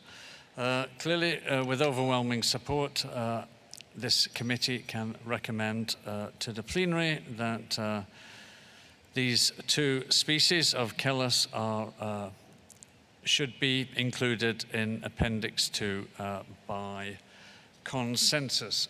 So we'll now move on to the next proposal, which is Proposal 23 on Macrocaelus teminkii and Calidra serpentina. The proposal is to include in Appendix 2, and the proponent is the United States, so you have the floor. Thank you, Chair. The United States is pleased to introduce Proposal 23 for the transfer of North American snapping turtles, the alligator snapping turtle, and the common snapping turtle from Appendix 3 to Appendix 2 for consideration by the Conference of the Parties. Turtles are among the vertebrates with highest extinction risk from human activities, including collection for the international pet and food trade. Turtle species are particularly vulnerable as they become reproductively mature late in life and produce few offspring that survive to breed as adults. In addition, turtle harvesting tends to follow a boom and bust pattern in which demand shifts from one species to another as populations are depleted or regulated. According to the Turtle Taxonomy Working Group, the U.S. has the greatest freshwater and terrestrial turtle species diversity of any country in the world. In particular, the southeastern United States is considered one of the three most prominent global areas of high turtle biodiversity, with approximately 17% of all global turtle species. The alligator snapping turtle is a species that is endemic to the United States and the southeastern region, and it has recently been in high demand for international trade, with United States exports averaging over 30,000 individuals a year since 2006, when it was included in Appendix 3. Alligator snapping turtles face a number of current and future threats throughout their range, and these threats include legal and illegal harvest. United States exports of alligator snapping turtles are primarily of live and immature individuals, and much of this trade may originate from captive breeding facilities within the United States, but wild populations may also be contributing to this trade. While this species was recently proposed to be listed as threatened under the United States Endangered Species Act, there are currently no specific federal regulations for this species at a national level within the United States. Wild harvest and captive breeding facilities for alligator snapping turtles, as is the case for many of our endemic turtles, are regulated domestically by individual U.S. states, and the level of regulation varies from state to state. For example, while all states now prohibit commercial harvest of alligator snapping turtles, personal harvest is permitted within 2 states, and it is occurring at unknown levels. Levels of illegal harvest are also unknown. What is clear, however, is that alligator snapping turtles are vulnerable to any wild harvest, owing to the late female sexual maturity, generally low reproductive output, and heavy reliance on high adult survivorship.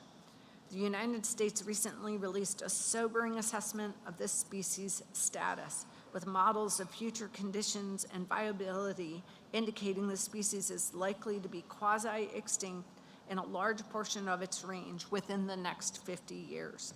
Including alligator snapping turtles in Appendix 2 would help complement state and other domestic measures and ensure that the acquisition of specimens entering international trade were acquired sustainably as well as legally, and will not be detrimental to the survival of the species.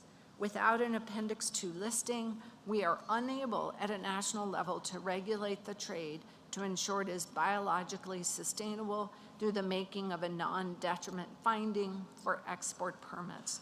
Moreover, there is significant enforcement challenge because immature alligator snapping turtles and immature common snapping turtles are hard to distinguish for law enforcement officers, and this is especially true given the large quantities in which they are exported. Common snapping turtle exports from the United States exceeded 500,000 in a single year from the U.S. to Eastern Asia for commercial purposes, and they are largely exported live and immature. The 2 species overlap in many physical features, including size, coloration, and shape, and including common snapping turtles in Appendix 2, is necessary to ensure that trade in alligator snapping turtles is regulated effectively. We urge all parties to join us in conserving our native turtles and support this proposal. Thank you, Chair. Thank you, United States, for your introduction. And with that, as always, I open the floor for comments by parties. So I see Costa Rica, followed by Mali. Muchas gracias. Thank you, Chair. Costa Rica would like to thank the United States for the proposal to include these 2 species in Appendix 2. We are aware that the threats and modification of habitats, legal and illegal collection, recreational fishing, among other things, comply with the criteria to include them in Appendix 2. We therefore support the proposal and would urge parties to support Proposal 23. Thank you, Chairman. Thank you, Costa Rica. I give the floor now to Mali, followed by the United Kingdom. Merci bien, monsieur. Thank you, Chairman.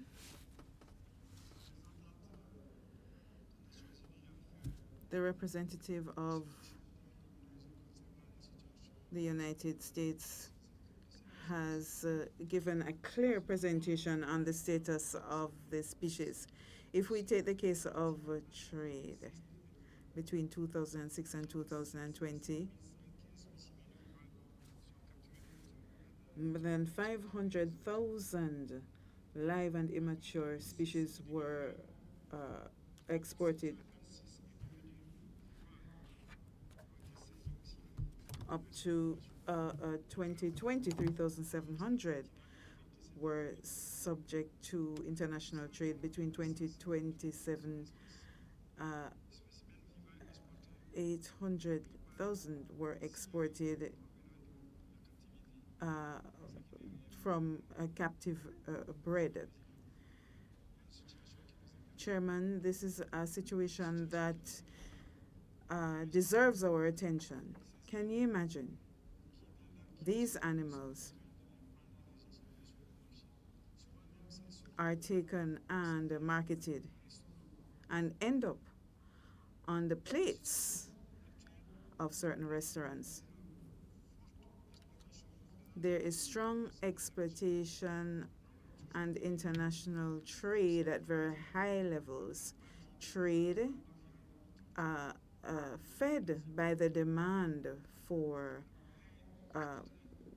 turtles as a delicacy, as well as other animals. We therefore support the intervention and proposal of the United States for listing the species in Appendix 2. Thank you. Thank you. Marley, I give the floor to the United Kingdom, followed by the European Union. Thank you, Chair. We thank the United States for submitting this proposal to transfer these species from Appendix 3 to Appendix 2. We recognize that the United States is a hotspot for freshwater turtle biodiversity, and we recognize the importance in this region of effective management to ensure exploitation is sustainable to enable positive conservation outcomes for freshwater turtles. We note that the alligator snapping turtle appears to meet the criteria for listing on Appendix 2. There is evidence of range contraction, consistent high demand in international trades, and an innate ability to recover from harvest pressures quickly due to life history traits which make it vulnerable to overexploitation.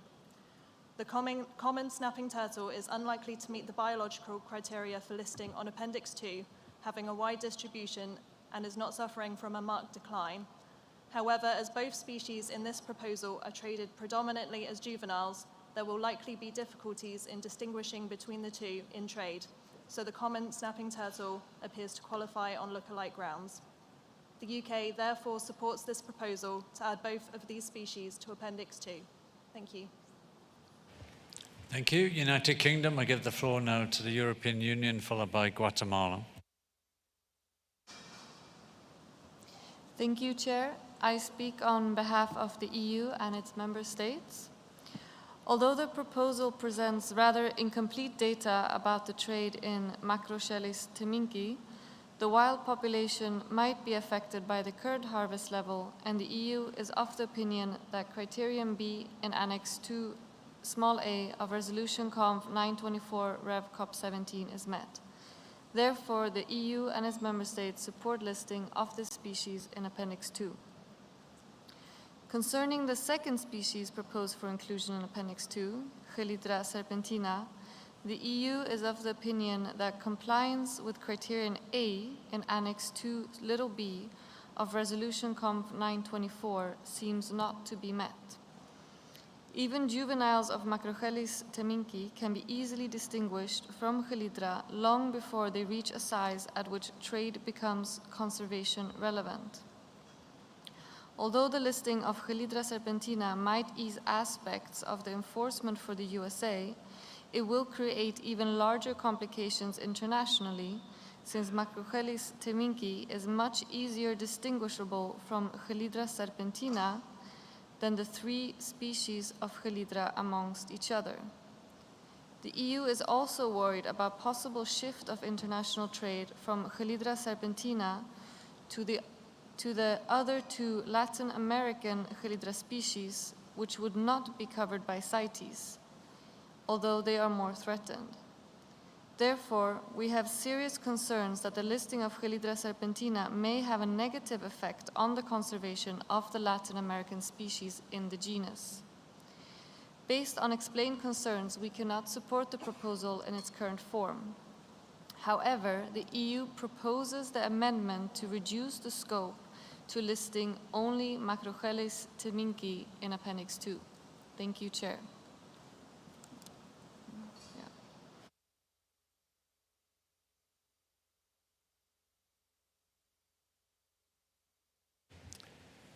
Thank you, European Union, and we've captured your proposed amendment, and parties can comment on that as they go forward, and we'll address that when we go through the debate further. So I now give the floor to Guatemala, followed by China. Thank you, Chair. Guatemala, as a range state of Chelidra serpentina, supports the United States in including both species in Appendix 2. Thank you.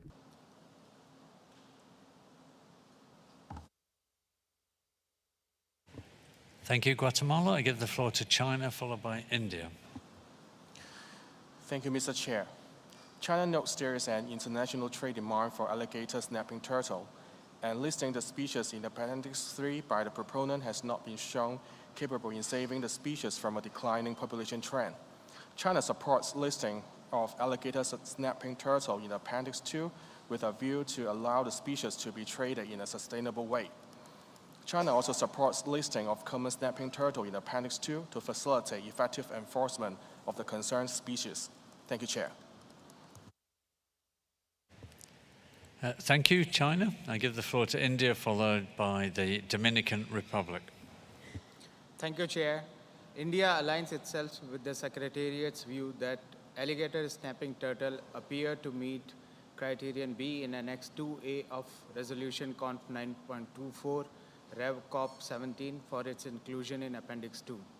In line with India's cultural ethos, India also appreciates efforts of the United States of America for their proposal for listing of common snapping turtle on Appendix 2.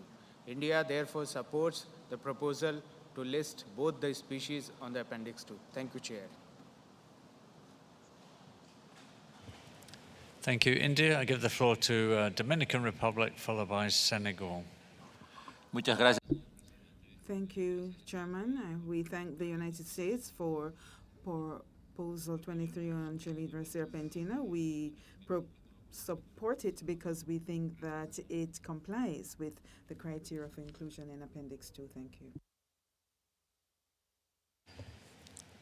Thank you, Dominican Republic. I give the floor to Senegal, followed by Japan. Merci beaucoup. Thank you, Chair. We also would like to thank the United States for having submitted this proposal. Senegal supports the inclusion of the two species in CITES Appendix 2. Thank you. Thank you, Senegal. I give the floor to Japan, followed by Liberia. Thank you, Chair. We appreciate the United States for this proposal. Japan finds ambiguity about the information in the proposal document on the source of internationally traded specimens of Macrocheles teminki. If most of the specimens are sourced from the wild, trade regulation under the CITES as Appendix 2 would be appropriate. So we would like to confirm whether trade specimens are wild sourced or Cape sourced to further consider this proposal. Thank you. Thank you, Japan, and we'll give the United States the opportunity to comment on some of these issues later. I give the floor now to Liberia, followed by Mexico. Thank you, Chair, and I would like to congratulate the United States of America for her intervention to have the two species being studied carefully and taken over for intervention for full protection. So with these proposals, I would like to support the United States to have the two species uplisted to Appendix 2. Thank you. Thank you, Liberia. I give the floor now to Mexico, followed by Cameroon. Thank you, Chair. We believe that the Macrocheles teminki and Chelidra serpentina meet the criteria for Appendix 2. They have high trade levels, similar appearances in juveniles and exports of juveniles. The United States has indicated that it lacks control over traceability to ensure that specimens exported under Code C are actually captive and not ranched specimens. We therefore support the uplisting from Appendix 3 to Appendix 2. Thank you. Thank you, Mexico. I give the floor to Cameroon, followed by Colombia. Thank you, Chair, for giving me the floor. Based on the data statistics that the Secretary has presented to us, and also the threats that we've heard on the species, we fully support the proposals of the United States of America. Thank you, Mr. Chair. Thank you, Cameroon. I give the floor to Colombia, followed by Uruguay. Thank you, Chair. We would like to thank the United States for the proposal, and after the technical review, we believe that it complies with criterion B, Annex 2B of the Resolution 924. We support including both species in Appendix 2. Thank you. Thank you, Colombia. I give the floor to Uruguay, followed by Kenya. Thank you, Chair. We would like to thank the United States for the submission of the proposal, and we support it as it is. Thank you. Now I give the floor to Kenya, followed by Singapore. Thank you, Chairman. We wish to support this proposal based on the criteria, biological and trade criteria as detailed in the U.S. proposal, and also the issue of the juveniles look-alike. Appendix 2 listing will allow for regulation and enhance the species decline as indicated in the proposal. So we support the listing of the two species. Thank you. Thank you, Kenya. I give the floor to Singapore, followed by Côte d'Ivoire, and then Benin. Thank you, Chair. Singapore supports the proposal from the U.S. Thank you. Thank you. And for being brief, I give the floor to Côte d'Ivoire, then Benin. Thank you, Chair. Côte d'Ivoire would like to congratulate the United States on this proposal and supports the inclusion of both species in Appendix 2. Thank you. I give the floor to Benin, to be followed by Morocco and then Turkey. And with that, I'd quite like to close the list of parties at this stage. So Benin, you have the floor. Thank you, Chair. On the basis of the biological criteria given by the U.S. and considering that trade is a threat to the species, we support the U.S.'s proposal. Thank you. Morocco, then Turkey. Merci. Thank you, Chair. I'm going to be brief. Morocco supports the proposal of listing both species in Appendix 2 as submitted by the United States. Thank you. Turkey, you have the floor. Thank you, Chairman. I will be brief. We thank the United States of America for this proposal. Chair, range countries try to protect these two species. Because of this, we fully support this proposal made by United States of America. Thank you. Thank you, Turkey. Before I go back to the United States I'm trying to find a way to conclude this item, I will see if there are any comments from, or any observers who wish to make a comment.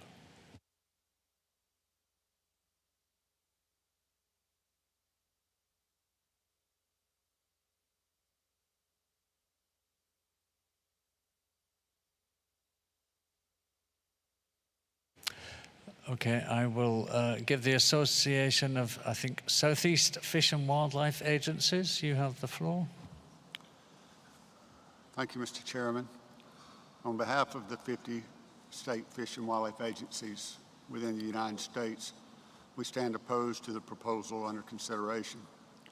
While the state fish and wildlife agencies are aligned with the U.S. delegation in support of an Appendix 2 listing for the alligator snapping turtle, we do not support the transfer of the common snapping turtle from Appendix 3 to Appendix 2, as it does not meet the listing criteria for Appendix 2. The common snapping turtle is an extraordinarily wide-ranging species that remains not only common but abundant throughout most of its range. The species is classified as least concerned by IUCN and has been assessed as secure or apparently secure in all of the over 40 states and districts where it occurs. In the U.S., the state fish and wildlife agencies have the management responsibility for the common snapping turtle. The species is subject to strict state fish and wildlife agency regulations and effective law enforcement programs. Furthermore, international demand for common snapping turtles, while substantial, is primarily for food, and most of this demand is met via legal captive farming operations. Turtle farms in the U.S. are subject to strict regulation by the states, and its states have access to the farms to ensure regulatory compliance and good management. The state fish and wildlife agencies are aware that some wild adult animals are necessarily introduced into farms as breeders. However, the state's assessment is that the introduction of wild adults into farms is not at levels which are detrimental to wild populations. The proposal under consideration argues that the common snapping turtle should be included based on similarity of appearance. However, since the common snapping turtle is currently listed under Appendix 3, the similarity of appearance issue is being addressed. Permits have been issued with the species specified in the shipment since 2016, when the Appendix 3 listing occurred, and there has been no suggestion, to our knowledge, of a look-alike concern since that time. Again, international trade is not a threat to the common snapping turtle, and unless amended to remove the common snapping turtle from the proposal, the state fish and wildlife agencies remain opposed to this proposal. Thank you, Mr. Chair. Thank you for those comments. I will give the floor to one other observer, to the Animal Welfare Institute. You have the floor. Thank you, Mr. Chair. I make this intervention on behalf of over a dozen conservation and animal welfare NGOs, and those names will be provided to the Secretariat. In demand for both the international pet trade and meat, North American snapping turtles have experienced population-level impacts following decades of overcollection. Turtles are vulnerable to overexploitation due to their low fecundity and late maturity. And despite being included on CITES Appendix 3, wild populations have not yet been able to recover. Furthermore, the IUCN assessments are over a decade old, and North American snapping turtles have experienced population-level impacts following decades of overcollection. The snapping turtles are expected to become nearly extirpated from a large portion of its range in the next 50 years, as explained by the distinguished delegate from the United States. According to U.S. data, an average of 34,000 live M. minkii are exported per year, and live exports of C. serpentina totaled 773,205 from 2017 to 2020. Regulation of trade is required to ensure that harvest of alligator snapping turtles from the wild does not threaten the survival of the species. For the common snapping turtle, it is indistinguishable from alligator snapping turtles when immature, which is the age when most specimens are traded. Therefore, including both species in Appendix 2 is necessary, and we encourage all parties to support this proposal. Thank you. Thank you, Animal Welfare Institute. And to try and bring this to a conclusion, I've heard quite a lot of support for the proposal as it stands at the moment, but I've also heard reservations expressed, especially by the European Union, with a significant number of member states that they could support Macrochelis taminckii for inclusion in Appendix 2, but not Calidra serpentina, and they have proposed a formal amendment under Rule 25.5 to amend the proposal for it to focus only on Macrochelis taminckii and not to include Calidra serpentina. So I would quite like United States, if you would like to reflect on your preferred way forward. Clearly there is no consensus, and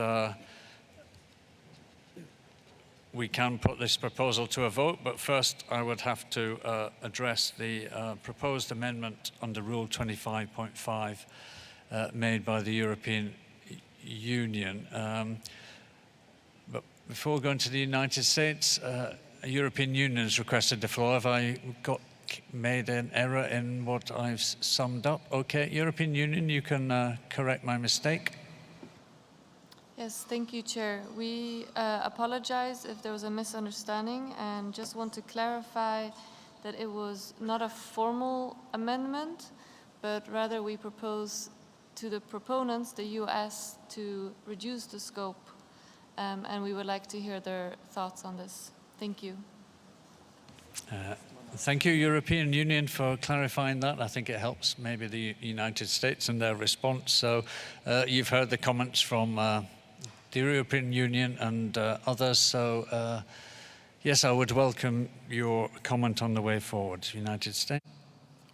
Thank you, Chair, and thank you to the parties for expressing support for this proposal, including both species, and understanding the challenge we all face with look-alike species like the alligator snapping turtle and the common snapping turtle.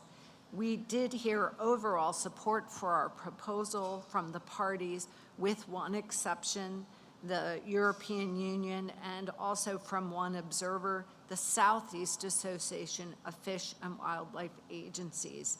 The United States is not willing to amend its proposal and wishes to move forward with its original proposal. Thank you, Chair. We want to thank the parties for your support. Okay, so with that, I need to go back to the European Union and ask you your position. You could force this to a vote if you wished, or you could perhaps be willing to live with a compromise here and accept the inclusion of both species in Appendix 2. So I will give you the opportunity to respond when you're ready.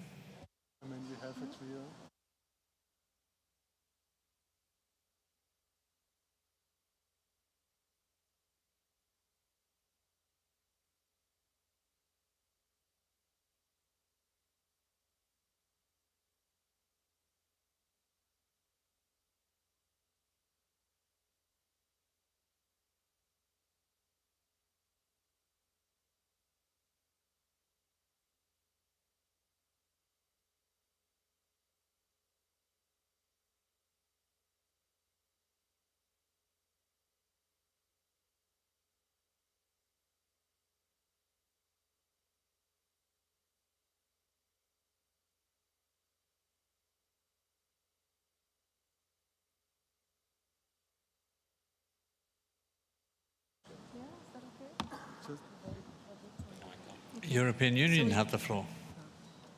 Yes, thank you, Chair. We would like to see this go to a vote. Yeah. Very good.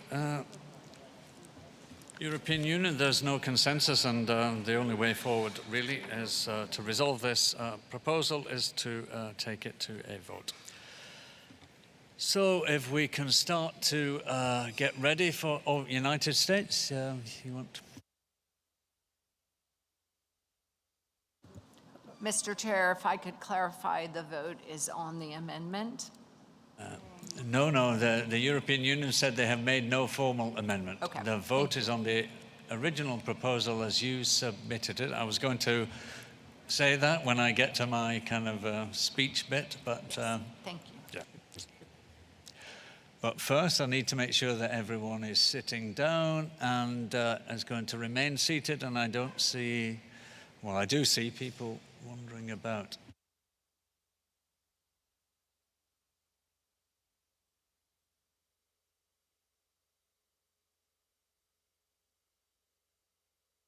So delegates, will you please take your seats quickly, please, and remain in your seats so that we can proceed with the voting.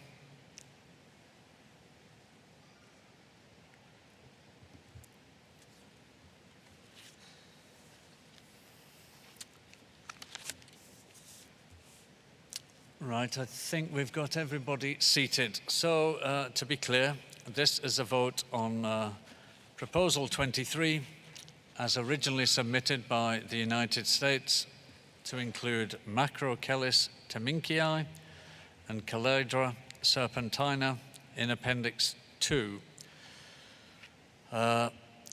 This is a normal vote. The vote of the European Union will be cast by the delegation of the EU. This is a vote to amend the appendices and therefore requires a 2/3 majority to succeed. If you vote yes, you're voting in favor of the United States proposal. If you vote no, clearly you're voting against it. So I'm just going to check with the technicians that everything is in order. We are ready, Chair. Thank you. So parties, you have the usual 40 seconds to cast your vote, and the ballot is open now.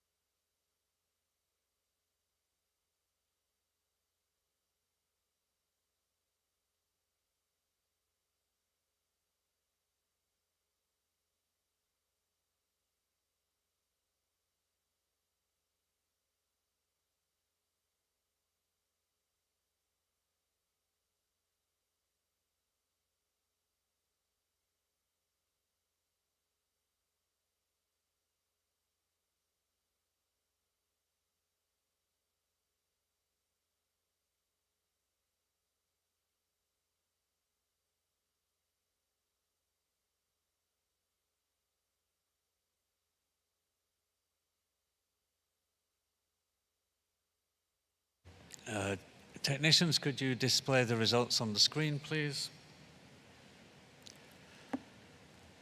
This proposal achieved the required 2/3 majority, so the recommendation from this committee is that the proposal be adopted. I will now ask the technicians if you could display the individual votes of parties on the screen.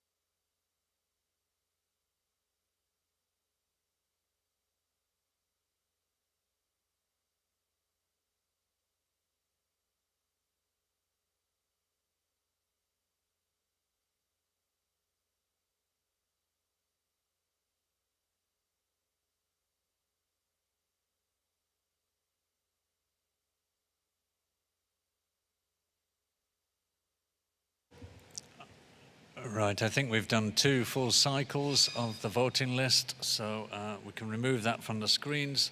We still have 20 minutes just over of today's session left, so I will continue on to proposal 24, which is to include a number of Graptemis species in Appendix 2.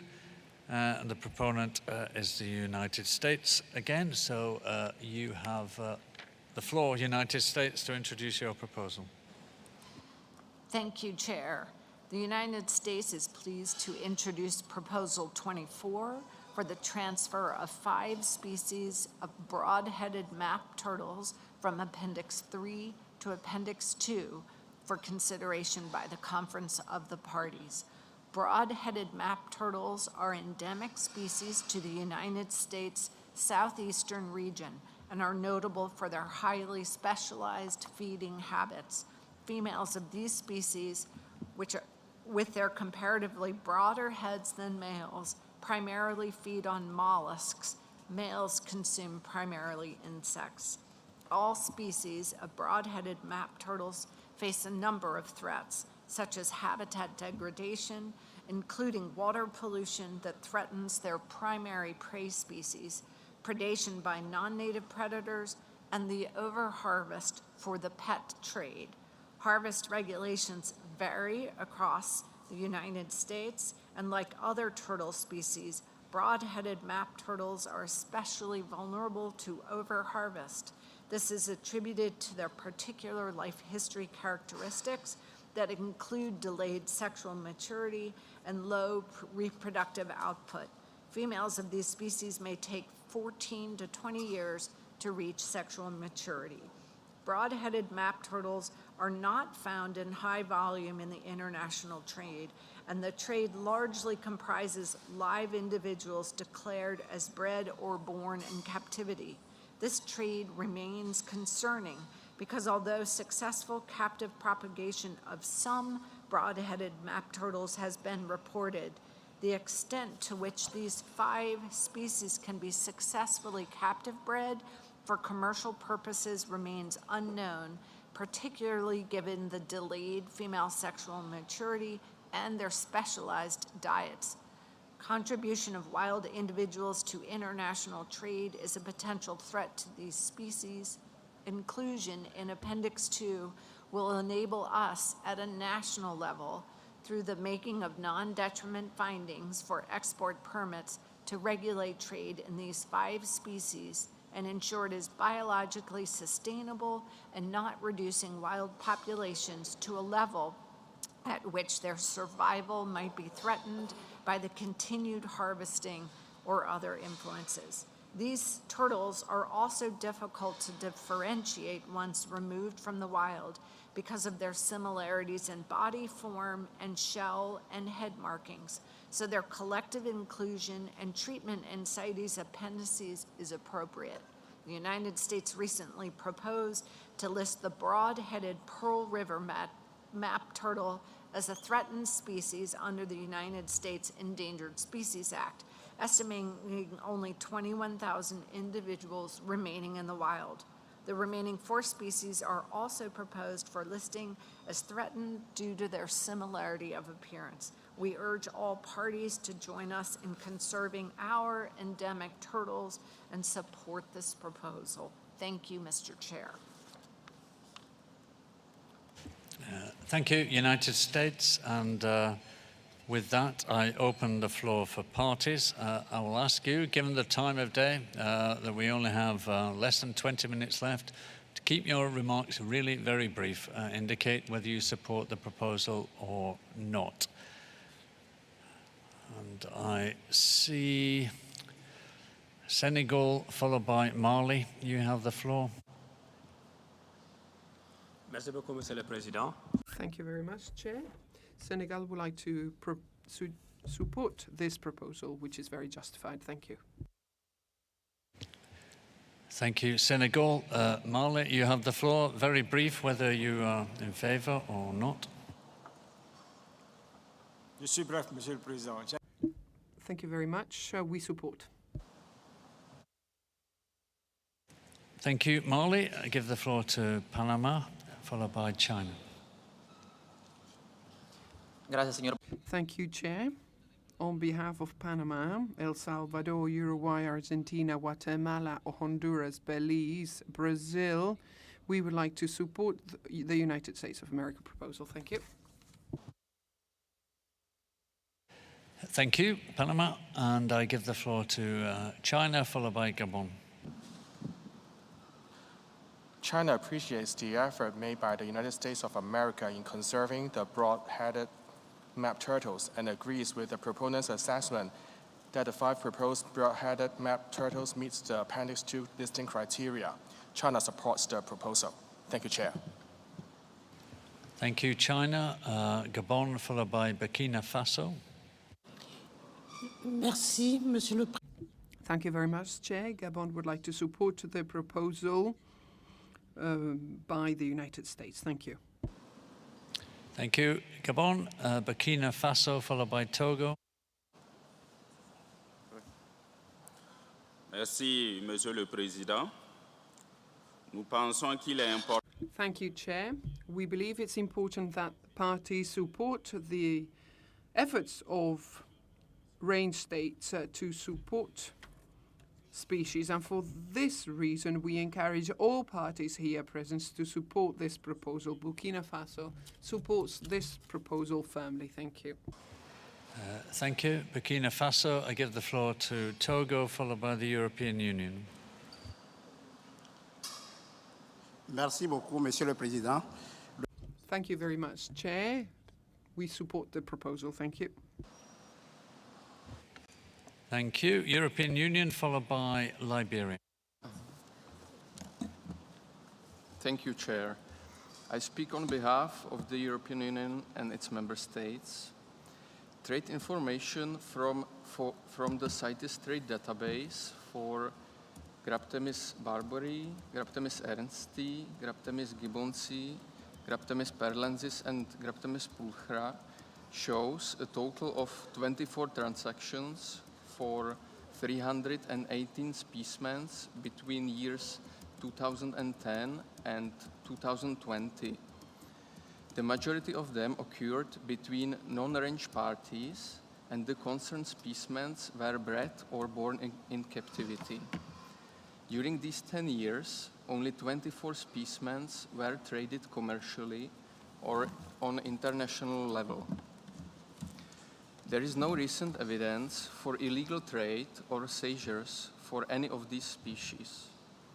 Accordingly, it is not comprehensible how a stronger regulation of international trade would benefit the conservation of the species. All of them are threatened by other threats, such as pollution in riverine habitat leading to the loss of primary prey species, habitat loss and alteration, overharvesting for the domestic pet trade, and other pressures which require increased national conservation efforts. Consequently, the EU and its member states come to the same conclusion as the CITES Secretariat and IUCN Traffic, that acceptance of this proposal would not be in compliance with the listing criteria. Therefore, the EU and its member states do not support the proposal. However, if the Chair considers that the majority of parties supports the proposal, the EU will not block consensus on it. Thank you. Thank you, European Union. I give the floor to Liberia, followed by India. Thank you, Chair. Liberia joined the other supporters to also say we support the proposal of the United States of America. Thank you. India, you have the floor, followed by Guinea. Thank you, Chair. We fully support the proposal put forth by USA. Thank you. Thank you. Guinea, followed by Benin. Merci, Monsieur. Thank you very much, Chair.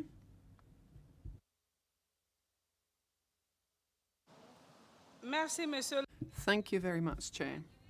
Guinea would like to congratulate the United States of America and aligns itself with their proposal, and we would like to encourage all parties to support this proposal. Thank you, Chair. Thank you. Guinea, I give the floor to Benin, followed by Congo. Merci, Monsieur le Président. Thank you, Chair. Benin would like to align itself with those who have supported this proposal. Thank you. Thank you, Benin. I give the floor to the Congo, followed by Eritrea. Merci, Monsieur. Thank you, Chair. The Congo is in favor of this proposal submitted by the United States of America. Thank you. Thank you. The Congo, give the floor to Eritrea, followed by Costa Rica. Thank you, Chair. For reasons explained by the U.S., including habitat loss and international trade, which makes the species more vulnerable, Eritrea fully supports the proposal for listing in Appendix 2. Thank you, Chair. Thank you. I now give the floor to Costa Rica, followed by Bolivia. Sí, muchas gracias. Thank you very much, Chair. Costa Rica would like to congratulate the United States of America and supports the proposal as is being submitted. It meets the criteria to be listed in Appendix 2. Thank you, Chair. Thank you. I give the floor to Bolivia, followed by Mauritania. Thank you, Chair. Bolivia supports the proposal in full. Thank you. Thank you. Bolivia, I give the floor to Mauritania, followed by Cameroon. Merci, Monsieur le Thank you, Chair.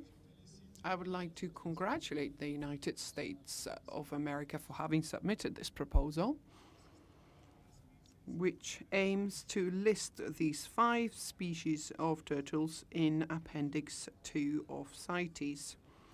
I see that the criteria are met,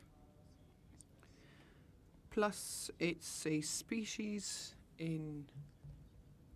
that is found only in the United States, and I would like to take advantage of this situation in order to align myself to those who have spoken before, so that we do list these species in Appendix 2 of CITES. Thank you.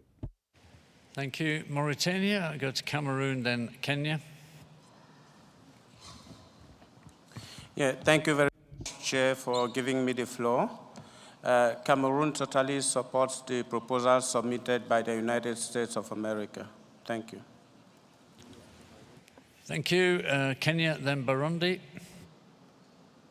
Thank you, Chair. Kenya supports the proposal submitted by United States of America. Thank you. Thank you. I give the floor to Burundi, followed by Nigeria. Merci, Monsieur le Président. Thank you very much, Chair. Burundi wants to take the floor to support the proposal by the United States of America. Thank you. Thank you, Burundi. I now give the floor to Nigeria, followed by Israel. Thank you, Mr. Chair. Nigeria also joined her voice to support the proposal sent in by United States of America. Thank you. Israel, you have the floor, followed by Ethiopia. Thank you, Chair. We too support the proposal. Thank you. I now have, I give the floor to Ethiopia, and there are 4 parties following that, really, so if you can make it extremely brief. Thank you, Chair. Ethiopia also wish to fully support the proposal submitted by the United States of America. Thank you, Chair. Thank you. The Comoros, followed by Somalia.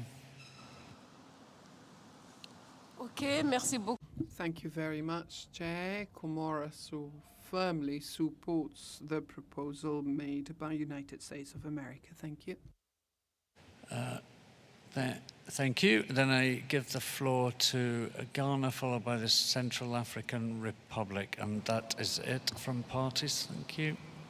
Thank you, Chair. Ghana fully supports the proposal put forward by the United States of America as it meets the listing requirement for Appendix 2. Thank you. and Central African Republic.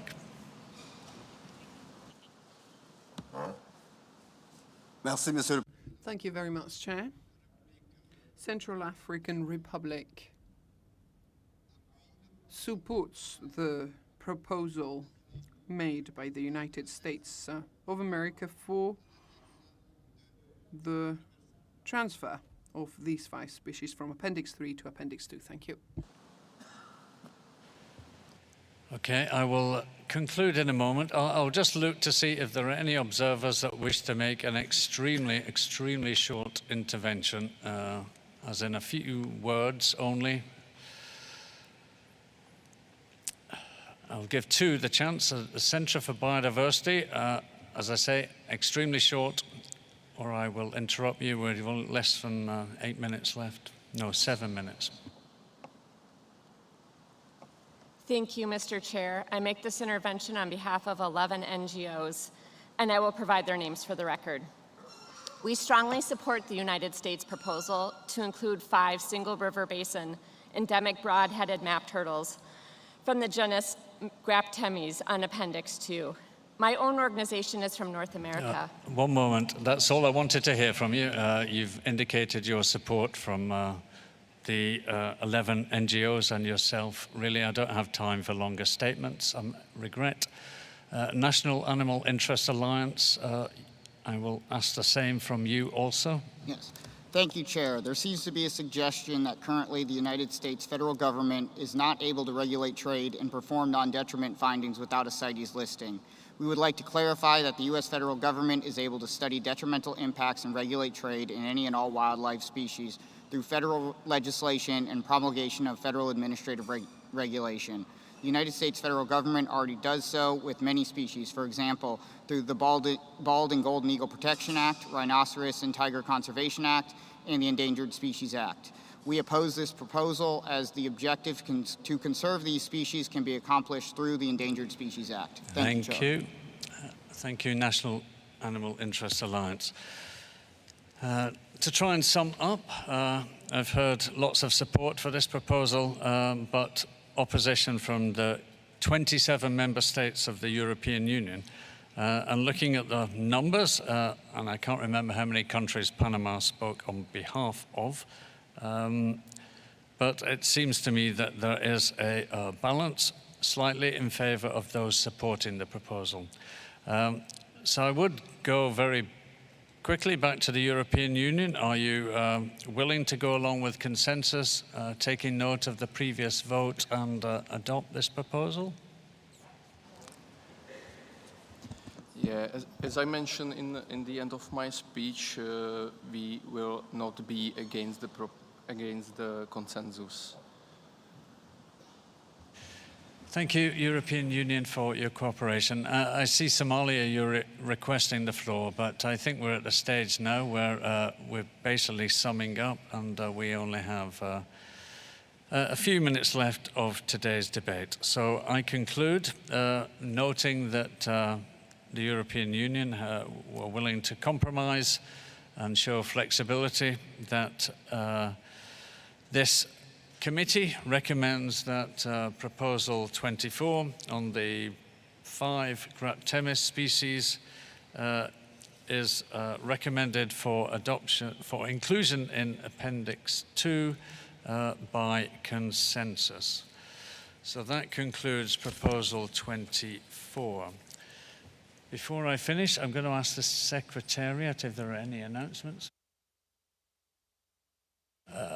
There aren't any announcements then. I think the only things I need to remind you to do are to turn up here at 7 p.m. promptly so that we have a quorum and we can make progress with this evening's business.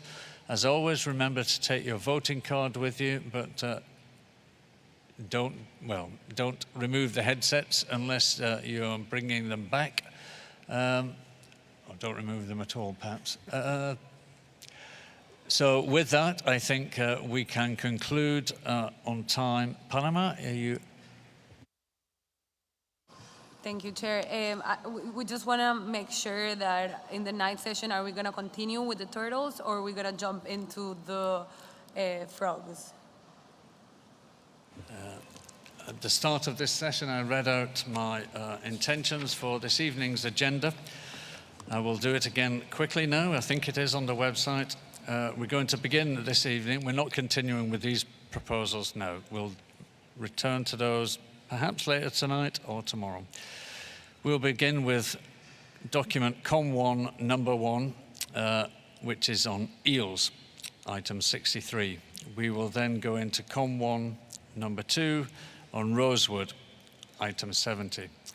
We will then take a plant proposal, proposal 45 on rhodiola, followed by document 84.4 on standard nomenclature for rhodiola. We will then move on to proposal 52 on an annotation for orchids. We will then take 2 further COM docs, COM 1.3, which is on medicinal and aromatic plant species, COM 1.4 on marine turtles, and then we will move to the amphibian proposals, proposal 34, 35, 36. So those will happen this evening if we're able to get through that business in time. So with that, I will close this afternoon session and look forward to seeing you for an action-packed evening of live entertainment here at 7. Good evening.